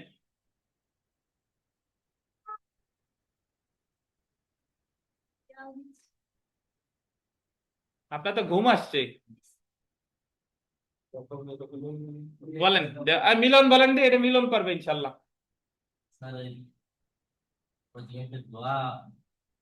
দোয়া কি করবে? দোয়া অর্ধেক ফিরেই দেবো, যে দোয়াতে তুই মর নাকি? বিমল সাহেব বলেন তো একটা বাধ্যতামূলক নিষেধাজ্ঞার উদাহরণ পূর্ণ। বাধ্যতামূলক নিষেধাজ্ঞার উদাহরণ স্যার, এমন ফেরদৌস ধোঁয়া তৈরি করতেছে, হ্যাঁ, এই ধোঁয়া তৈরিতে অনেকের ক্ষতি হচ্ছে। হুম। এর জন্য স্যার একটা মানে ধোঁয়াটা যাতে করতেছে, যাতে পরবর্তীতে না করতে পারে, এর জন্য স্যার একটা বাধ্যতামূলক নিষেধাজ্ঞা। এটা স্থায়ী না বাধ্যতামূলক, কোনটা করবেন? আপনি যেটা চাইছেন, এটা আসলে ওইটা যে মৌলিক কথা বলছেন যে আমার এর সাথে আমার চুক্তি হয়েছে যে এই জায়গা নুড়ি কিটা? ওই বালির পাথরের ও আচ্ছা আচ্ছা, জি, এই ভাইটার সাথে হয়েছে যে এই জায়গাতে কোনো মুড়ি কথা বলতে নেব না, হ্যাঁ ঠিক আছে, কিন্তু অলরেডি কথা থাকলো কিন্তু আবার ওটি নেওয়া শুরু করলেন, হ্যাঁ। সেই ক্ষেত্রে আমি সিরিয়াস ফেলে দিবেন পার্ক কমিটি যেটা বলছেন আমি দিব ভাই ভাই হাতে বলতে এই বাধ্যতামূলক তো মূল থিওরি আপনারা ভুলে গেছেন, যে যে জায়গায় ঘটনা ঘটে গেছে দেওয়াল দিয়ে ফেলছে, তাহলে ভাঙার জন্য বাধ্যতামূলক নিষেধাজ্ঞা। আর ওই যে যে নুড়ি পাথর উত্তোলন করতে না পারে, তারপরে ধোঁয়া যাতে না আসে, তারপর বিধবা বৌদি যাতে সম্পত্তি বিক্রি না করে, এই জন্য তো বাধ্যতামূলক না, এই জন্য কি চিরস্থায়ী বা স্থায়ী। বুঝেন নাই? আচ্ছা, অনলাইনের মধ্যে থেকে কিছু অনলাইনে যারা আছেন আপনাদের দুই একটা জিজ্ঞাসা করি, সেটা হলো যে দেখি অনলাইনে মিউট করি, অনলাইনে মিউট করে বলি, 54 ধারায় কয়টা ক্ষেত্রে স্থায়ী নিষেধাজ্ঞার দরখাস্ত মঞ্জুর করে? অনলাইনে বলেন তো একজন, স্থায়ী নিষেধাজ্ঞা 54 ধারায় কয়টা ক্ষেত্রে? কেউ অ্যাটেম্প নেন, কয়টা ক্ষেত্রে? সালামালাইকুম স্যার। স্যার 5টি ক্ষেত্রে। 5টা ক্ষেত্রে কি বলতে পারবেন জুনাইরা? হ্যাঁ স্যার পারবো। এটা হচ্ছে যে যে ক্ষেত্রে ওই যে সম্পত্তিটি কোনো ট্রাস্টের অন্তর্ভুক্ত, আর যে ক্ষেত্রে ওই যে মানদণ্ড মানে নির্ণয় করা মানদণ্ড নাই, আর ক্ষতি পর্যাপ্ত আর্থিক ক্ষতিপূরণের মাধ্যমে পর্যাপ্ত প্রতিকার পাওয়া যাবে না, তারপরে ক্ষতিপূরণ পাওয়ার সম্ভাবনা থাকে না, ওই 12 ধারার 4টা, আর লাস্টে হচ্ছে এডিশনাল হচ্ছে বিচারিক ওই যে বিচারিক কার্যধারায় বহুত্ব নিবারণের মঞ্জুর বহুত্ব ধন্যবাদ, নিবারণের জন্য যখন নিষেধাজ্ঞা মঞ্জুর করার দরকার হয়। ধন্যবাদ আপনাকে, ধন্যবাদ। আরেকজন, আপনি ব্যতীত আরেকজন বলেন, যে কোনো একজন বলেন যে প্রিভেন্টিভ রিলিফ কি, কে বুঝাই বলতে পারবেন আপনি ছাড়া? প্রিভেন্টিভ রিলিফ স্যার নিবারণমূলক এটা কি বলেন, বুঝাই নিষেধাজ্ঞা বলেন, স্যার, বুঝাই বলেন। স্যার কোনো কিছু বাধা দেয়া আর কি, আইন দ্বারা বাড়িত যেটা স্যার। এই ফুলু সাহেব আছেন? ফুলু সাহেব, জি স্যার, আছে স্যার। ফুলু সাহেব হলো আমাদের সাথে কি কুড়িগ্রাম থেকে নাকি? জি স্যার, কেমন আছেন আপনি? আছে স্যার, ভালো আছি স্যার। বলেন তো, সুনির্দিষ্ট প্রতীক আইনের 12 ধারায় কি আছে? স্যার 12 ধারা আছে, মানে তোমার এটা হলো চুক্তির মানে সুনির্দিষ্ট কার্য সম্পাদনের কথা বলা আছে স্যার। কি আছে? সুনির্দিষ্ট কার্য সম্পাদন। তামাদি মেয়াদ কতদিন?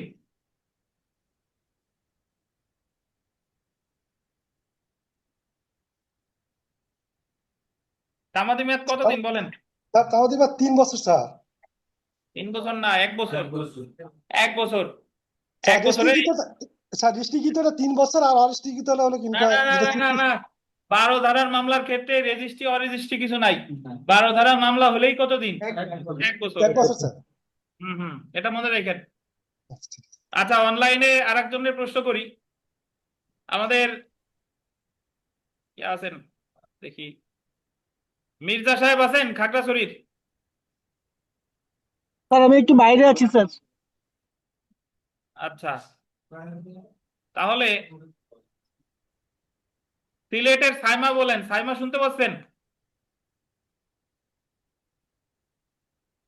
হ্যালো জি স্যার। সাইমা বলেন তো যে একটা চুক্তি বলবৎযোগ্য নয় 12 ধারায় বলছিল বলবৎযোগ্য, আর বলবৎযোগ্য নয় কত ধারায় বলেন?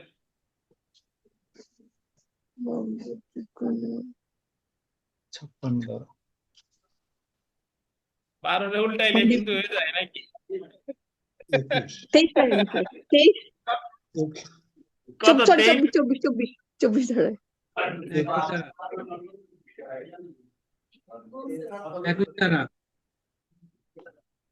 12 না, মানে 24 না 23 না, কত? 21। 21 এটা বলবৎযোগ্য 4টা ক্ষেত্রে 12, আর বলবৎযোগ্য নয় 8টা ক্ষেত্রে, এটা হলো কত ধারা? 21 ধারা। ঠিক আছে, ধন্যবাদ। আমাদের এখানে মোটামুটি সব জায়গায় আছে, নীলফামারী আছে, চট্টগ্রাম আছে, খাগড়াছড়ি আছে, সিলেট আছে, ঢাকা আছে, কুড়িগ্রাম আছে, অন্যান্য জায়গায়ও আছে। দেখেন আমরা পড়া শুরু করি। 57 ধারা, নেতিবাচক চুক্তি পালনের জন্য নিষেধাজ্ঞা, injunction to perform negative agreement. এই 57 ধারা হলো 56 চয়ের ব্যতিক্রম। 56 চতে বলছে যে যে জায়গায় 12 ধারার মামলা করা যাবে না সেই জায়গায় নিষেধাজ্ঞাও দেওয়া যাবে না। তবে 57 ধারায় বলেছে যে যদি কোনো চুক্তিতে 2টা অংশ থাকে, 2টা অংশ হলো, একটা হলো পজিটিভ অংশ, অ্যাফার্মেটিভ অংশ মানে হ্যাঁ সূচক অংশ, আর একটা হলো নেগেটিভ অংশ মানে হলো না সূচক অংশ, তাহলে আদালত পজিটিভ অংশের জন্য নিষেধাজ্ঞা দিতে না পারলেও নেগেটিভ অংশ পালনের জন্য নিষেধাজ্ঞা দিতে পারে। কিভাবে? আমি একটা উদাহরণ যদি এইভাবে দেই, দেখেন আমাদের ধরেন সাকিব আল হাসান, তিনি কলকাতা নাইট রাইডার্স এর সাথে চুক্তি করেছে যে তিনি আগামী 5 বছর কলকাতা নাইট রাইডার্স এর সাথে খেলবেন, এবং এই 5 বছর তিনি পৃথিবীর অন্য কোনো ফ্রাঞ্চাইজি লিগে খেলবেন না। 2টা অংশ, 5 বছর কলকাতা নাইট রাইডার্স এর সাথে কি খেলবে, এটা একটা অংশ, আর একটা হলো এই সময় সে অন্য কোথাও খেলবে না। তাহলে চুক্তির একটা হলো হ্যাঁ সূচক অংশ, আর একটা হলো কি না সূচক অংশ। এখন 1 বছর খেলার পরে সাকিব আল হাসান যদি বলে যে আমি আর কলকাতা নাইট রাইডার্স এর সাথে খেলবো না, এখন কলকাতা নাইট রাইডার্স মামলা করে 12 ধারার মামলা করে এই সাকিব আল হাসানকে খেলতে বাধ্য করতে পারবে না, জানেন? কারণ সাকিব আল হাসান তখন বলবে এটা হলো আমার ব্যক্তিগত যোগ্যতা বা এটা আমার ইচ্ছার উপর নির্ভর করে, তা এই চুক্তি করতে গেলে 3 বছরের বেশি সময় কাজ করতে হবে নাকি অনেকগুলোই পড়ে। বাট তারে খেলতে বাধ্য করতে না পারলেও এই সময় যাতে সে অন্য কোথাও না খেলে না সূচক অংশ পালনের জন্য নিষেধাজ্ঞা দিতে পারে। বুঝতে পারছেন? ওই যে গানের উদাহরণ আছে, বলছিলাম যে মমতাজ আগামী 6 মাস বৈশাখী টেলিভিশন গান গাইবে, এই সময় অন্য কোথাও গান গাইবে না। তো মমতাজ যদি গান গাইতে না চায়, মমতাজ রে গান গাইতে বাধ্য করতে না পারলেও এই সময় যেন সে অন্য কোথাও গান গাইতে না পারে, এই জন্য 57 ধারায় নিষেধাজ্ঞা দেওয়া যেতে পারে। এটারে বলে চুক্তির নেতিবাচক অংশ পালনে নিষেধাজ্ঞা, এবং এটা 56 চয়ের একটা কি ব্যতিক্রম। একটু পরে দেখেন, সুনির্দিষ্ট প্রতিক্রিয়া আইনে 57 ধারায় আদালত নেতিবাচক চুক্তি পালনের জন্য নিষেধাজ্ঞা মঞ্জুর করতে পারে। সুনির্দিষ্ট প্রতিক্রিয়া আইন 1877-এর 57 ধারা প্রকৃতপক্ষে 56 চ অনুচ্ছেদের একটি ব্যতিক্রম। 56 চ অনুচ্ছেদে বিধান করা হয়েছে সুনির্দিষ্টভাবে কার্যকর করা যায় না এমন কোন চুক্তির শর্তভঙ্গ বন্ধ করার জন্য নিষেধাজ্ঞা মঞ্জুর করা যায় না। তো 56 চ ধারা অনুসারে সুনির্দিষ্টভাবে কার্যকর করা যায় না এমন কোন চুক্তির শর্তভঙ্গ বন্ধ করার জন্য নিষেধাজ্ঞা মঞ্জুর করা না গেলেও 57 ধারা অনুসারে আদালত নিষেধাজ্ঞা মঞ্জুর করতে পারে। শর্ত সমূহ দেখি, দেখেন শর্ততে চলে আসি। সেটা হলো যে 57 ধারার অপরিহার্য উপাদান হলো এই চুক্তিটি অবশ্যই গোল দিবেন, দুইটি সম্মতি থাকবে। কয়টা? দুইটা। কোনো কার্য করার ইতিবাচক সম্মতি বা অ্যাফার্মেটিভ এগ্রিমেন্ট, কোনো কার্য না করার ব্যক্ত বা অব্যক্ত, এটা ব্যক্ত বা অব্যক্ত, এটা বললেন ব্যক্ত বা অব্যক্ত নেগেটিভ এগ্রিমেন্ট থাকতে হবে, এবং না সূচক সম্মতিটি চুক্তির অবশিষ্ট অংশ হতে অবশ্যই পৃথকযোগ্য হতে হবে, এবং আবেদনকারী অবশ্যই চুক্তিতে তার দায়িত্ব সম্পূর্ণভাবে প্রতিপালন করেছে। অর্থাৎ কলকাতা নাইট রাইডার্স বা বৈশাখী টিভি, তারা তাদের যে দায়িত্ব, এই জায়গায় তাদের কোনো গাফিলতি ছিল না। এই ক্ষেত্রে আদালত হ্যাঁ সূচক সম্পত্তি সুনির্দিষ্ট বলবৎকরণে বাধ্য করতে না পারলেও না সূচক সম্মতি পালনে নিষেধাজ্ঞা মঞ্জুর করতে পারে। বুঝতে পারছেন? এখানে একটা উদাহরণ আছে, দারুণ উদাহরণ দেখেন। যেমন আরিফ বিথিকার সাথে এই মর্মে চুক্তি করে যে সে 12 মাসের জন্য বিথিকার থিয়েটারে গান গাইবে এবং অন্যত্র জনসম্মুখে গান পরিবেশন করবে না। তাহলে এই এখানে ইতিবাচক বা অ্যাফার্মেটিভ সম্মতি হলো আরিফ 12 মাসের জন্য বিথিকার থিয়েটারে গান গাইবে, এবং না সূচক সম্মতি হলো আরিফ অন্যত্র জনসম্মুখে গান পরিবেশন করবে না। এই ক্ষেত্রে আদালত আরিফকে বিথিকার থিয়েটারে গান গাইতে বাধ্য করার জন্য চুক্তি সুনির্দিষ্ট বলবৎ করা ডিক্রি দিতে পারে না, কিন্তু আরিফ যেন অন্যত্র জনসম্মুখে গান পরিবেশন না করতে পারে বা তাকে গান গাওয়াতে বিরত রাখতে নিষেধাজ্ঞা দিতে পারে। সুতরাং এই চুক্তির সুনির্দিষ্ট বলবৎ করার জন্য বিথিকা ডিগ্রি পাওয়ার অধিকারী না, কিন্তু আরিফ যেন অন্যত্র জনসম্মুখে গান পরিবেশন করতে না পারে বা তাকে গান গাওয়া হতে বিরত রাখতে বিথিকা নিষেধাজ্ঞা পেতে পারে। তো এখান থেকে সর্বসাকুল্যে একবারই প্রশ্ন এসেছে, সেটা হলো 2017 সালে। দেখেন, সুনির্দিষ্ট প্রতিকার আইনের ড্যাশ ধারায় নীতিগতভাবে বা নেতিবাচক চুক্তি পালনের নিষেধাজ্ঞার কথা বলা হয়েছে। কত ধারা? 57 ধারা। যে প্রশ্ন আছে কষ্ট করে পড়ে ফেলবেন। এই ছিল আমাদের সুনির্দিষ্ট প্রতিকার আইন। আমরা একবার একটু আলোচনা করব, তারপরে আজকের ক্লাস টেস্টে চলে যাব। একবার আলোচনা মানে হলো যে সুনির্দিষ্ট প্রতিকার আইন আমরা যা পড়ছি এটা একেবারে শুরু থেকে শেষ পর্যন্ত অল্প সময়ের মধ্যে একবার আলোচনা করব, যাতে আপনাদের মাথায় মনে পড়ে। তো তার আগে একটু বিরতি। ফেরদৌস সাহেব আমার এক কাপ কফি খাওয়ান, তারপরে আলোচনা করে আমরা ইসে চলে আসি। আচ্ছা, আমরা সবার আগে শুনে নেন শনিবারের পরীক্ষার সিলেবাস। শনিবারের 50 মার্কের পরীক্ষা, এবং এটার বিষয়বস্তু হচ্ছে ফৌজদারি কার্যবিধির 1 থেকে 100 ধারা, দেওয়ানি দণ্ডবিধির 1 থেকে 100 ধারা। হ্যাঁ, ফৌজদারি কার্যবিধির 1 থেকে 100 আর দণ্ডবিধির 1 থেকে 100। 100 মার্কের পরীক্ষা, সরি 50 মার্কের পরীক্ষা। বুঝতে পারছেন? শনিবারে ফৌজদারি কার্যবিধির 100 ধারা পর্যন্ত 1 থেকে, আর দণ্ডবিধির 100 ধারা পর্যন্ত। এটা হলো শনিবারে।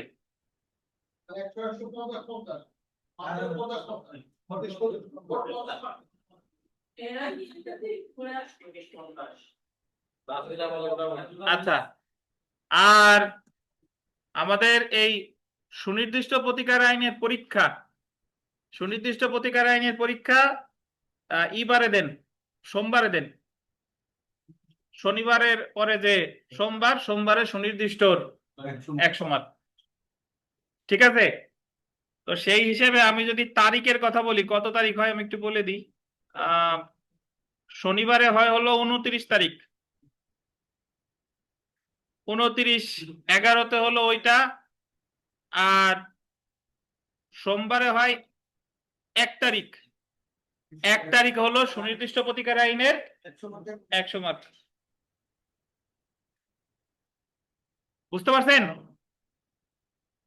আপনাদের দায়িত্ব অনলাইনে অফলাইনে, অনলাইনে একজন গ্রুপে লিখে দিবেন, অফলাইনে একজন গ্রুপে লিখে দিবেন যে এই পরীক্ষা অমুক তারিখে আছে।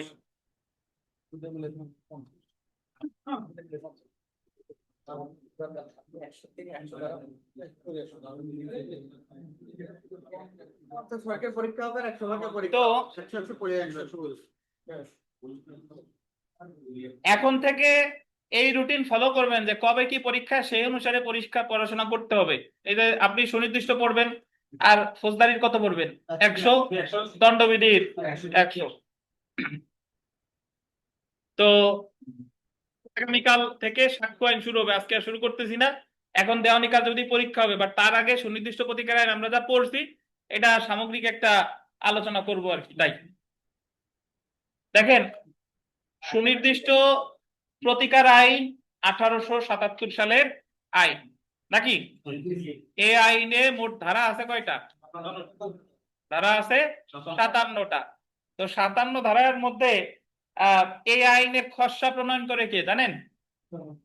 ডাক্তার কে? Whitley Stokes. কোন আইনের আদলে? The New York civil code, নাকি? নিউ ইয়র্ক সিভিল কোড কত সালের? নিউ ইয়র্ক সিভিল কোড 1862, 77 না 1862। এটার আদলে এই খসড়া তৈরি করে ডাক্তার হোয়াইটলি স্টকস। তো এর এক ধারা আমরা পড়ি নাই, 2 ধারা জাস্ট টাইটেল পড়ছি। 2 ধারার টাইটেল কি? বাতিল। 3 ধারায় আছে কি? ব্যাখ্যা। আর 4 ধারায় আছে কি? সেভিং, সংরক্ষণ, নাকি? তো এর মধ্যে সুনির্দিষ্ট প্রতিকার আইনে 57টা ধারার মধ্যে মোট প্রতিকার আছে 8 প্রকার। 8 প্রকার। আর এই 8 প্রকার প্রতিকার মঞ্জুর করা যায় 5 ধারা অনুসারে 5টি উপায়। 5টি উপায়। তো যদি কখনো পরীক্ষায় প্রশ্ন আসে যে সুনির্দিষ্ট প্রতিকার মোট কয়টা? 8টা। দেওয়া যায় কয়টি উপায়? 5টি উপায়। তো এই 5টা উপায়ের প্রথম যেটা, কোন সম্পত্তি অর্পণের মাধ্যমে 8 থেকে 11, যা করার ব্যাপারে কোনো পক্ষের বাধ্যবাধকতা আছে তাকে সেই কাজ করার আদেশ প্রদানের মাধ্যমে 12 থেকে 30 + 55। ঠিক আছে? যা গতে বলছে যা না করার ব্যাপারে কোনো পক্ষের বাধ্যবাধকতা রয়েছে তাকে সেই কাজ করা থেকে বিরত রাখার আদেশ প্রদানের মাধ্যমে 52, 53, 54, 56, 57। ক্ষতিপূরণ ব্যতীত অন্য কোনো আদেশ প্রদানের মাধ্যমে, যেরকম ঘোষণামূলক ডিক্রি প্রদানের মাধ্যমে। এটা 31 থেকে 44। 31 থেকে 44। এছাড়া রিসিভার নিয়োগের মাধ্যমে সেটা হলো ওই যে 44। ঠিক আছে? মানে 31 থেকে ওটা বলছিল 43, আর এটা হলো কত? 44। তো এই 5টা উপায়ে দেওয়া যায় কয়টা প্রতিকার? 8টা প্রতিকার। তো এর মধ্যে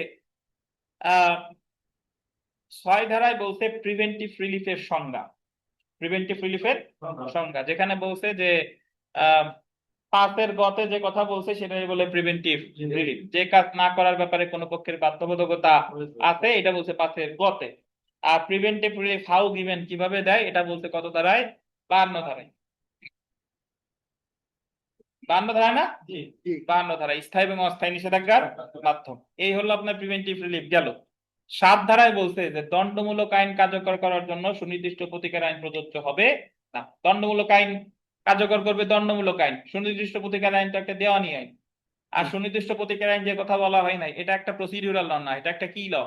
সাবস্টেন্টিভ ল। এটা একটা সাবস্টেন্টিভ ল। তো 7 ধারা পর্যন্ত কিন্তু আমাদের শেষ। এই 8টা সুনির্দিষ্ট প্রতিকারের মধ্যে ভাই একটা সুনির্দিষ্ট প্রতিকার মঞ্জুর করা আদালতের জন্য বাধ্যতামূলক। সেটা হচ্ছে 8 আর 9, স্থাবর সম্পত্তির দখল পুনরুদ্ধার। আপনি যদি স্থাবর সম্পত্তির দখলের ক্ষেত্রে আপনি বাদী হিসেবে যদি কোনো আপনার কাগজপত্র দখল ঠিকঠাক ভাবে প্রমাণ করতে পারেন, তাহলে আদালত এই ক্ষেত্রে আপনাকে ডিক্রি দিতে বাধ্য। এই ক্ষেত্রে আদালতের বিবেচনামূলক ক্ষমতা প্রয়োগের কোনো সুযোগ নেই। এখন আমরা চলে আসি সম্পত্তির দখল পুনরুদ্ধার। সম্পত্তির দখল পুনরুদ্ধার সম্পর্কে বলছে 8, 9, 10, 11। 8, 9 তে বলছে স্থাবর, 10, 11 তে বলছে অস্থাবর। তো এর মধ্যে 8 ধারায় কি বলছে? 8 ধারায় বলছে যে a person entitled to the possession of specific immovable property, that means স্থাবর সম্পত্তিতে দখলের অধিকারী ব্যক্তি কর্তৃক দখল উদ্ধার। কোন পন্থায় উদ্ধার করবে? দেওয়ানি কার্যবিধিতে উল্লেখিত পন্থায়। 8 ধারা মানে হচ্ছে আপনি মালিক, বাট এখানে মালিক কথাটা সরাসরি উল্লেখ নেই। এখানে আছে স্থাবর সম্পত্তির দখলের অধিকারী ব্যক্তি। কোন আইনের পন্থা অনুসারে উদ্ধার করবে? দেওয়ানি কার্যবিধি 1908। বুঝলেন কিনা? এবং এখানে সত্য বলতে 2 ধরনের সত্যকে বোঝানো হয়েছে, একটা হলো মালিকানা সত্য, একটা হলো দখলি সত্য। কারো পিতা মারা গেলে সন্তান মালিক হয়েছে, কিনছে, দান সূত্রে পাইছে, উইল সূত্রে পাইছে, এটা হলো মালিকানা সত্য। আর দখলি সত্য হলো অ্যাডভার্স পজিশন সূত্রে পাইছে, এটা হলো দখলি সত্য। বুঝছেন? তো 8 ধারার মামলা শুধুমাত্র 8 ধারায় করা যায় না, 8 ধারার সাথে আরো একটা ধারা যোগ করতে হবে, 42। 8 ও 42 ধারার মামলার তামাদি মেয়াদ 12 বছর। তামাদি আইনের 142 অনুচ্ছেদ আর 144 অনুচ্ছেদ। কোর্ট ফিস অ্যাড ভ্যালোর কোর্ট ফিস। আর এই মামলা যে কোনো ব্যক্তির বিরুদ্ধে করা যায়, ইভেন সরকারের বিরুদ্ধেও করা যায়। এর বিরুদ্ধে আপিল, রিভিশন সবকিছুই করা যায়। বুঝতে পারছেন তো? এখন তামাদি আইনের 142 আর 144 অনুচ্ছেদের পার্থক্য কি? আমি মালিক, আমারে বেদখল করছে, আমি 12 বছরের মধ্যে মামলা করব, এটা হলো 142। আমি মালিক বাট আমি বেদখল হই নাই বা কোনোদিন দখলেও ছিলাম না, সেই ক্ষেত্রে সত্য অস্বীকারের 12 বছরের মধ্যে মামলা করব, এটা হলো 144। বোঝা গেছে? 42 যাক 44 যাক উভয় ক্ষেত্রেই কত বছর? 12। তো suit for ejectment on the basis of title, শর্তের উপর ভিত্তি করে উচ্ছেদের মামলা 8 ধারা মামলা। Suit for ejectment on the basis of title, ejectment মানে উচ্ছেদ, on the basis of title মানে শর্তের উপর ভিত্তি করে কত ধারা মামলা? 8 ধারা মামলা। আপনি মালিক, আপনার ভাড়াটিয়া দখল ছাড়তেছে না, কত ধারা মামলা করবেন? 8 ধারা। বুঝতে পারছেন? 8 ধারা কিন্তু ক্লিয়ার। এখন আমরা চলে আসি 9 ধারা। 9 ধারায় বলতে যে যদি কোনো ব্যক্তি বেদখল হয়, সে মালিক হোক বা না হোক, তারা যদি আইনগত পন্থা ব্যতি রেখে otherwise then in due course of law, আইনগত পন্থা ব্যতি রেখে তারা যদি বেদখল করে তাহলে সে মামলা করবে 9 ধারায়। এতে সে ওই সম্পত্তির মালিক হোক বা না হোক।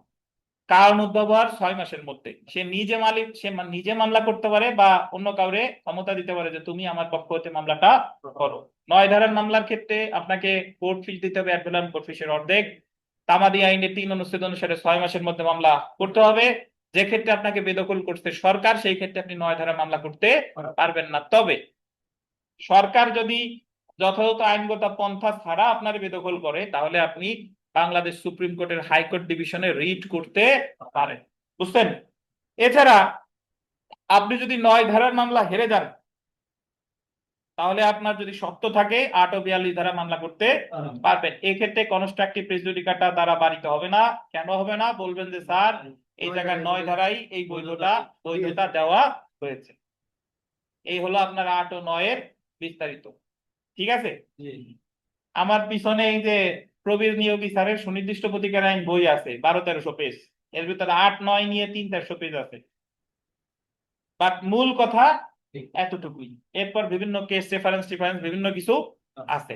আর বাড়ির মালিক জোর করে ভাড়াটিয়ারে টেনে হিসেবে বাড়ি থেকে বের করে দিছে, তাহলে ভাড়াটিয়া মালিক মামলা করবে বাড়ির মালিকের বিরুদ্ধে কত ধারায়? 9 ধারায়। বুঝতে পারছেন?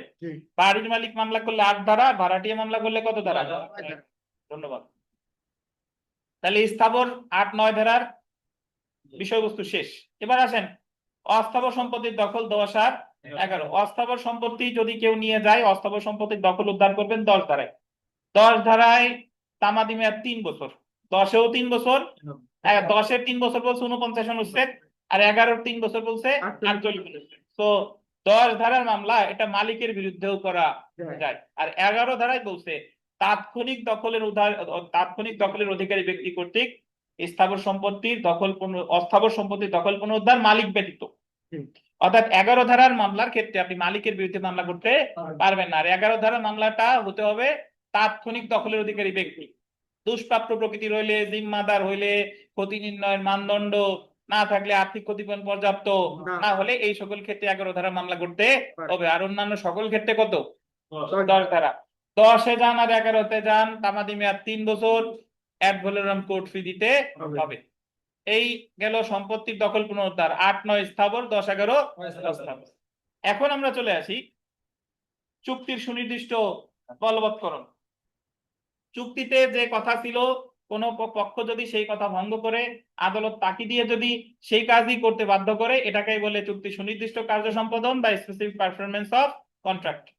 12 ধারায় একটা চুক্তি বলবৎযোগ্য 4টা ক্ষেত্রে, যে ক্ষেত্রে বিবাদী বাদী সম্পত্তি জিম্মাদার, ক্ষতি নির্ণয়ের মানদণ্ড নাই, আর্থিক ক্ষতিপূরণ পর্যাপ্ত না, আর্থিক ক্ষতিপূরণ পাওয়ার কোনো সম্ভাবনা নাই, এই 4টা ক্ষেত্রে। এবং এখানে কিভাবে বুঝবো যে কোনো সম্পত্তির ক্ষতি নির্ণয়ের মানদণ্ড আছে কি নাই? 12 ধারায় ব্যাখ্যা দিয়েছে অস্থাবর সম্পত্তি হলে ক্ষতি নির্ণয়ের মানদণ্ড আছে, স্থাবর সম্পত্তি হলে ক্ষতি নির্ণয়ের মানদণ্ড নাই। তবে অস্থাবর সম্পত্তি যদি দুষ্প্রাপ্য বা স্বতন্ত্র প্রকৃতির হয় তাহলে ক্ষতি নির্ণয়ের মানদণ্ড নাই। 12 ধারার মামলার তামাদি মেয়াদ 1 বছর, তামাদি আইনের 113 অনুচ্ছেদ, যেদিন থেকে অস্বীকার করবে সেদিন থেকে 1 বছর, আর যদি নির্দিষ্ট মেয়াদ থাকে মেয়াদ থেকে 1 বছর। বুঝেন কিনা?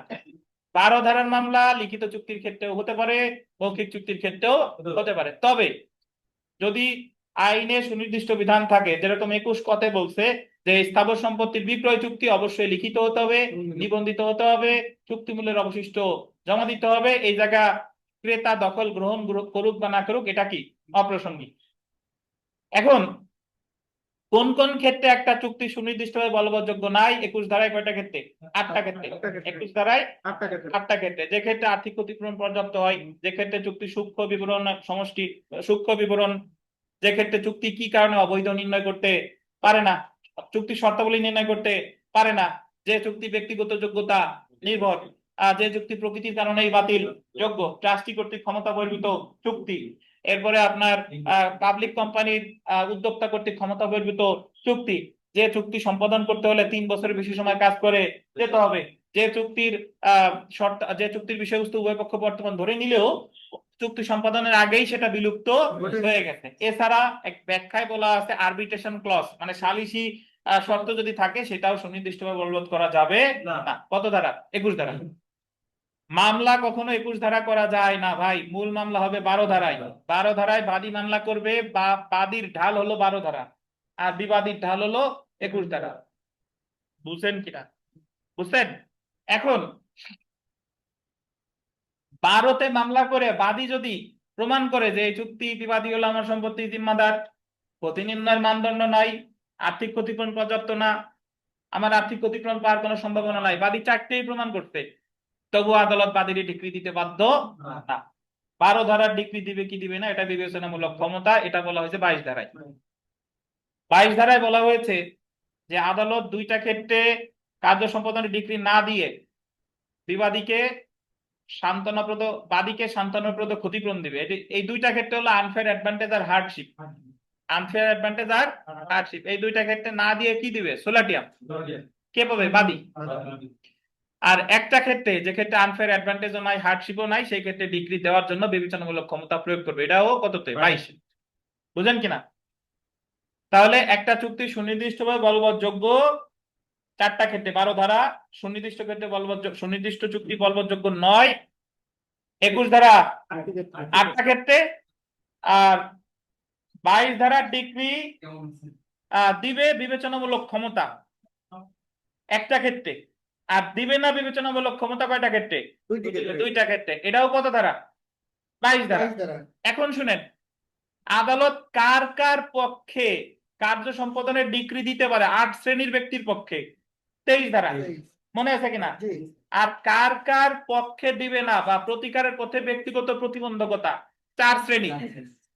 কত ধারা? 24 ধারা। ওই যে ক্ষতিপূরণ আদায় করতে পারবে না, যে নিজের অংশের কাজ ঠিকঠাক ভাবে পালন করে নাই, যে অলরেডি ক্ষতিপূরণ বেঁচে দিয়েছে, যে অলরেডি মূল্যের বিনিময় ছাড়াই বিলিবন্ধ বস্তু সম্পর্কে অবগত আছে এবং তখন সেটা কার্যকর ছিল। এই 24 ধারায় 4টা ক্ষেত্রে তার পক্ষে দিবে না। বুঝেন কিনা? আর কার কার বিরুদ্ধে দেওয়া যাবে? 5 শ্রেণীর ব্যক্তির বিরুদ্ধে 27 ধারা। কার কার বিরুদ্ধে দেওয়া যাবে না বা কার বিপক্ষে দেওয়া যাবে না? 28 ধারা। প্রতিদান মারাত্মক ভাবে অপর্যাপ্ত হলে, তারপরে যদি তার মিথ্যা বর্ণনা ভুল বর্ণনা দিয়ে তার সম্মতি আদায় করা থাকে, এরকম 3 শ্রেণী বা 3টা ক্ষেত্রে তার বিরুদ্ধে দেওয়া যাবে না। কত ধারা? 28 ধারা। এখন আমরা চলে এসেছি 13 ধারায়। 13 ধারায় বলছে যে চুক্তি সম্পাদনের সময় বিষয়বস্তুর অস্তিত্ব ছিল, যখন কার্য সম্পাদন করবে তখন বিলুপ্ত হয়ে গেছে। এই চুক্তি আইনের 56 ধারা অনুসারে পসিবল না, বাট সুনির্দিষ্ট প্রতিকারে 13 ধারা অনুসারে ক্রয় মূল্য বা ক্ষতিপূরণ পরিশোধে বাধ্য করা যাবে। ওই যে ঘূর্ণিঝড়ের উদাহরণ, জমি বেচা কেনার চুক্তি হয়েছে, বাড়ি বেচা কেনার চুক্তি হয়েছে, যেদিন কার্য সম্পাদন হবে তার আগে ঘূর্ণিঝড়ে বাড়ি ধ্বংস হয়ে গেছে। 13 ধারা। ওই ক্রয় মূল্য আদায় করা যাবে বা ক্ষতিপূরণ আদায় করা যাবে। কত ধারা? 13 ধারা। এখন আমরা চলে আসি আংশিক কার্য সম্পাদন। যে ক্ষেত্রে কোন চুক্তির পুরো অংশ কার্য সম্পাদনের আদেশ দিতে পারে না, বা পুরো অংশ না দিতে পারলেও যতটুকু অসম্পাদনযোগ্য ততটুকু ব্যতীত অন্য কোনো অংশের কার্য সম্পাদনের আদেশ দিতে পারে, এটার বলে আংশিক কার্য সম্পাদন। 14, 15, 16, 17 4টা ধারায়। 14, 15, 16, 17। 14তে বলছে অসম্পাদিত অংশ সামান্য, এ জায়গায় ক্রেতা বিক্রেতা উভয়ের প্রেক্ষিতে ডিক্রি দিতে পারে আংশিক কার্য সম্পাদনের, তবে সর্বদা ক্ষতিপূরণ দিবে বিক্রেতা। 15তে বলছে অসম্পাদিত অংশ উল্লেখযোগ্য, ক্ষতিপূরণের কোনো ব্যবস্থা তাই ডিক্রি দিতে পারে কারে? ক্রেতারে। যদি সে ক্ষতিপূরণের দাবি ছাড়ে, 16তে বলছে চুক্তি স্বতন্ত্র অংশের কার্য সম্পাদন। ওই যে গান গাইতে চাইছে আর গান গাইবে না, বা দুই ভাই জমি বিক্রি করছে, এক ভাই না বলো আর এক ভাই বলো, তো এটা হলো কত? 16। আর 14, 15, 16 ছাড়া অন্য কোনো ক্ষেত্রে কার্য সম্পাদনের ডিগ্রি দিবে না, এটা বলছে 17 ধারায়। ত্রুটিপূর্ণ সত্য সম্পন্ন বিক্রেতার বিরুদ্ধে ক্রেতার অধিকার বা প্রিন্সিপাল অফ এস্টফেল বা সকার্যজনিত বাধা, এটা আছে কত ধারায়? 18 ধারায়। আর ত্রুটিপূর্ণ সত্য সম্পন্ন বিক্রেতা ক্রেতারে ওই জমি কিনতে বাধ্য করতে পারবে না, এটা আছে কত ধারায়? 25 ধারায়। কত ধারা? 25 ধারা। এছাড়া 26 ধারায় আলোচনা করছে যে পরিবর্তন ব্যতীত অকার্যকরণ, পরিবর্তন ব্যতীত অকার্যকরণ, এটা আছে 26 ধারায়। কয়টা ক্ষেত্রে? 5টা ক্ষেত্রে। 27 ক ধারা আমরা পড়ছি। 27 কতে বলা আছে ইজারা চুক্তির আংশিক কার্য সম্পাদন, চুক্তিটি নিবন্ধিত হওয়ার কোনো প্রয়োজন নাই, তবে লিখিত হইতে হবে এবং স্বাক্ষরিত হতে হবে। এটা হলো কত? 27। এখন 19 ধারায় বলছে কি? 19 ধারা যে 12 ধারার মামলার সাথে সাথে অতিরিক্ত হিসেবে আপনি ক্ষতিপূরণ চাইতে পারেন, বা 12 ধারার মামলার পরিবর্তে আপনি 19 ধারা চাইতে পারেন। সো যদি আপনি 12 ধারার সাথে 19 ধারা চান তাহলে তামাদি মেয়াদ 1 বছর, শুধু 19 ধারা চাইলে তামাদি মেয়াদ কত? 3 বছর। তবে 12 ধারা মামলা করতেন, খারিজ হয়ে গেছে, 19 ধারা মামলা করতে পারবেন না, এটা বলছে কত? 29 ধারা। আর আগে 19 ধারা মামলা করে ক্ষতিপূরণ বেছে নিয়েছেন, পরে 12 ধারা মামলা করতে পারবেন না, এটা হলো 24-এর গ। 24-এর গ। আর 12 ধারার মামলা করলে খারিজ হয়ে গেছে, 19 ধারার মামলা তো আপনি করতে পারবেন না, 29 ধারায় বলছে, বাট আর্নেস্ট মানি আদায়ের মামলা করতে পারবেন, এটা আছে কত ধারায়? 19 ধারায়। এটার তামাদি মেয়াদ কত দিন? 3 বছর। বুঝতে পেরেছেন? আচ্ছা, 20 ধারায় বলছে liquidation of damage is not a bar two specific performance, মানে যদি কোনো চুক্তিতে ক্ষতিপূরণের শর্ত থাকে তথাপি কার্য সম্পাদনে বাধ্য করা যাবে, তবে আপনি ক্ষতিপূরণ না নিয়ে মামলা করতে হবে। যদি ক্ষতিপূরণ নিয়ে মামলা করেন তাহলে আপনি কোনো প্রতিকার পাবেন না। এটা হলো কত ধারা? 20 ধারা। তো 29 ধারা পর্যন্ত আমাদের শেষ। আর 30 ধারা আমার এই জায়গা পড়াই নাই। আর 30 ধারা যে পাগলা পড়ছিল সে এখনো পাস করতে পারে নাই। সো আপনি পড়বেন কিনা আপনার ব্যাপার, বুঝতে পারছেন? এখন আমরা চলে আসি দলিল সংশোধন। দলিল সংশোধন, যদি কোনো দলিলে বা যদি কোনো চুক্তিতে ভুল থাকে সেটা দলিল সংশোধনে মামলা করা যায় 31 ধারায়। দলিল সংশোধনের মামলায় তৃতীয় পক্ষের অধিকারে ক্ষুণ্ণ করা যাবে না, যে সরল বিশ্বাসে মূল্যের বিনিময়ে কিনেছে। দলিল সংশোধনের মামলার তামাদি মেয়াদ কত বছর? 3 বছর। কোর্ট ফিস অ্যাড ভ্যালুরাম কোর্ট ফিস তামাদি মেয়াদ সম্পর্কে বলছে 95 আর 96 অনুচ্ছেদ। দলিল সংশোধনের ক্ষেত্রে পক্ষগণের অভিপ্রায় সম্পর্কে অনুমান করবে 32 ধারায়। সুবিচার এবং সুষম এবং সুবিবেচনামূলক 32। দলিল সংশোধনের মূলনীতি সমূহ আছে 33 ধারায়, এবং দলিল সংশোধন করে সেটা সুনির্দিষ্টভাবে কার্য সম্পাদন করা যেতে পারে, এটা আছে কত ধারায়? 34 ধারায়। দলিল সংশোধনের মামলা শুধুমাত্র দলিলের পক্ষরাই করতে পারে, অন্য কেউ করতে পারবে না। Locus standi to bring the suit. Locus standi মানে হলো কি মামলা দায়ের করতে পারে। চলে আসি আমরা চুক্তিরদ। চুক্তিরদের মামলা এটা আছে 35 ধারায়। লিখিত এবং বাতিলযোগ্য। কি বলেন? লিখিত আর বাতিলযোগ্য। কি কারণে অবৈধ বাদী অপেক্ষা বিবাদীর বেশি দায়ী করা যায়? আর একটা হলো ক্রেতা বা আপনার ওই আপনার লিজ গ্রহীতারে বলছে টাকা দিতে, তারা দিতে পারে নাই। চুক্তিরোধের মামলা তামাদি মেয়াদ 1 বছর। চুক্তিরোধের মামলার তামাদি মেয়াদ সম্পর্কে বলছে 114 অনুচ্ছেদ। আর অ্যাডভেলারাম কোর্ট ফিস। চুক্তিরোধের মামলা যে কেউ করতে পারে, চুক্তি দ্বারা ক্ষতিগ্রস্ত হইলেই হবে, চুক্তির পক্ষ হতে হবে এমন কোনো কথা নেই। বুঝেন কিনা? ভুলের কারণে চুক্তিরোধের মামলা করা যায় না 36 ধারা। সুনির্দিষ্ট কার্য সম্পাদনের বিকল্প হিসেবে চুক্তিরোধ চাওয়া যেতে পারে 37 ধারা। চুক্তিরোধের মামলায় ক্ষতিপূরণ বাদীরে বলবে তুমি ক্ষতিপূরণ দিবা বিবাদীরে, এটা বলছে কত? 38। বুঝছেন? আমরা আসি দলিল বাতিল, ক্যান্সেলেশন অফ ইনস্ট্রুমেন্ট। আর চুক্তিরোধ বলে রেসিশন অফ কন্ট্রাক্ট, আর দলিল সংশোধন বলে rectification of instrument. So cancellation of instrument হলো যে আপনার বিরুদ্ধে একটা বাতিল বা বাতিলযোগ্য, বাতিল বা বাতিলযোগ্য, এবং যদি বাতিল বা বাতিলযোগ্য দলিল তৈরি করছে এবং যদি আপনি এটা অনিষ্পন্ন অবস্থায় ছেড়ে দেন তাহলে আপনার অপূরণীয় ক্ষতি হতে পারে। তাহলে আপনাকে দলিল বাতিলের মামলা করতে হবে 39 ধারায়। অ্যাড ভ্যালুরাম কোর্ট ফিস তামাদি মেয়াদ কতদিন?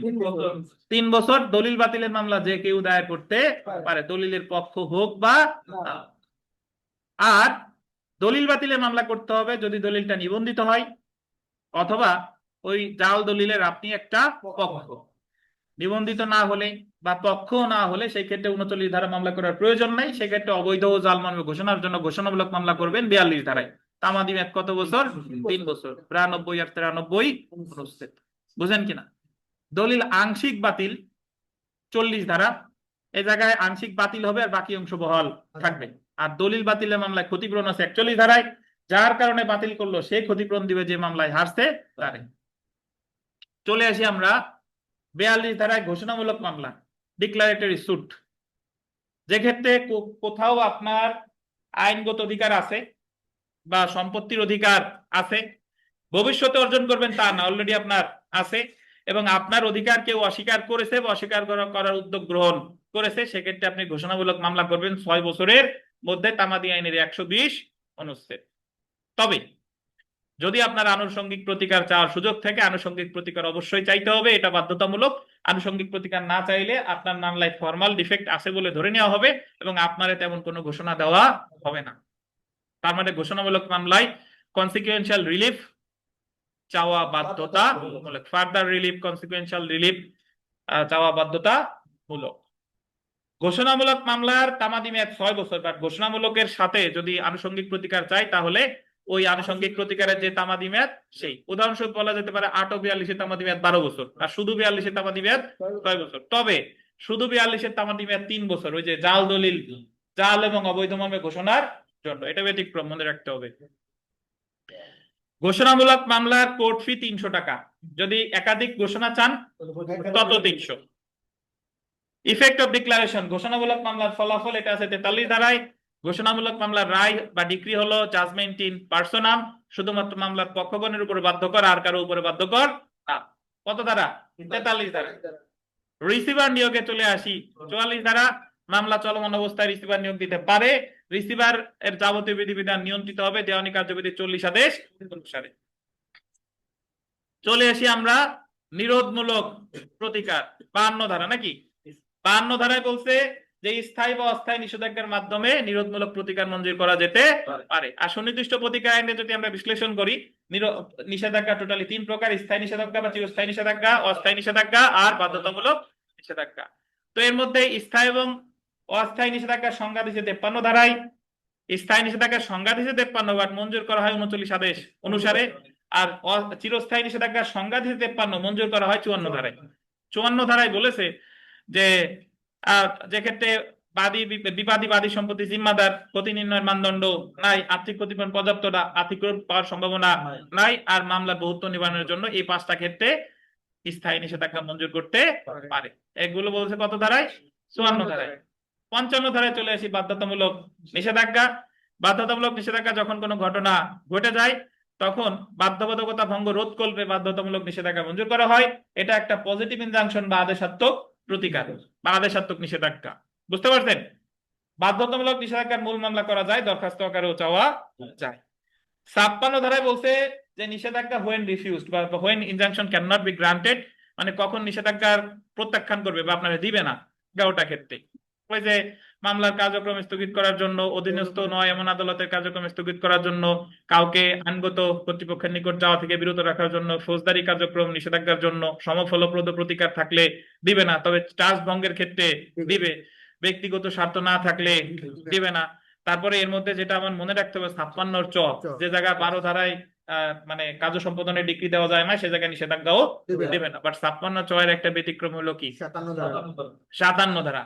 57 ধারায় বলছে যে চুক্তির নেতিবাচক অংশ পালনের জন্য নিষেধাজ্ঞা। সাধারণত একটা চুক্তিতে 2টা পক্ষ থাকে, 2টা শর্ত থাকবে, 2টা, একটা হলো পজিটিভ আর একটা হলো নেগেটিভ বা অ্যাফার্মেটিভ আর নেগেটিভ, হ্যাঁ সূচক আর না সূচক।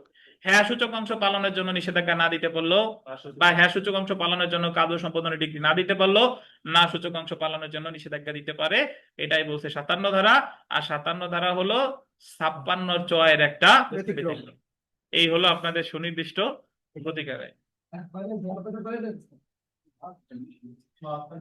ভালো থাকেন, আমরা ক্লাস টেস্টে চলে যাই।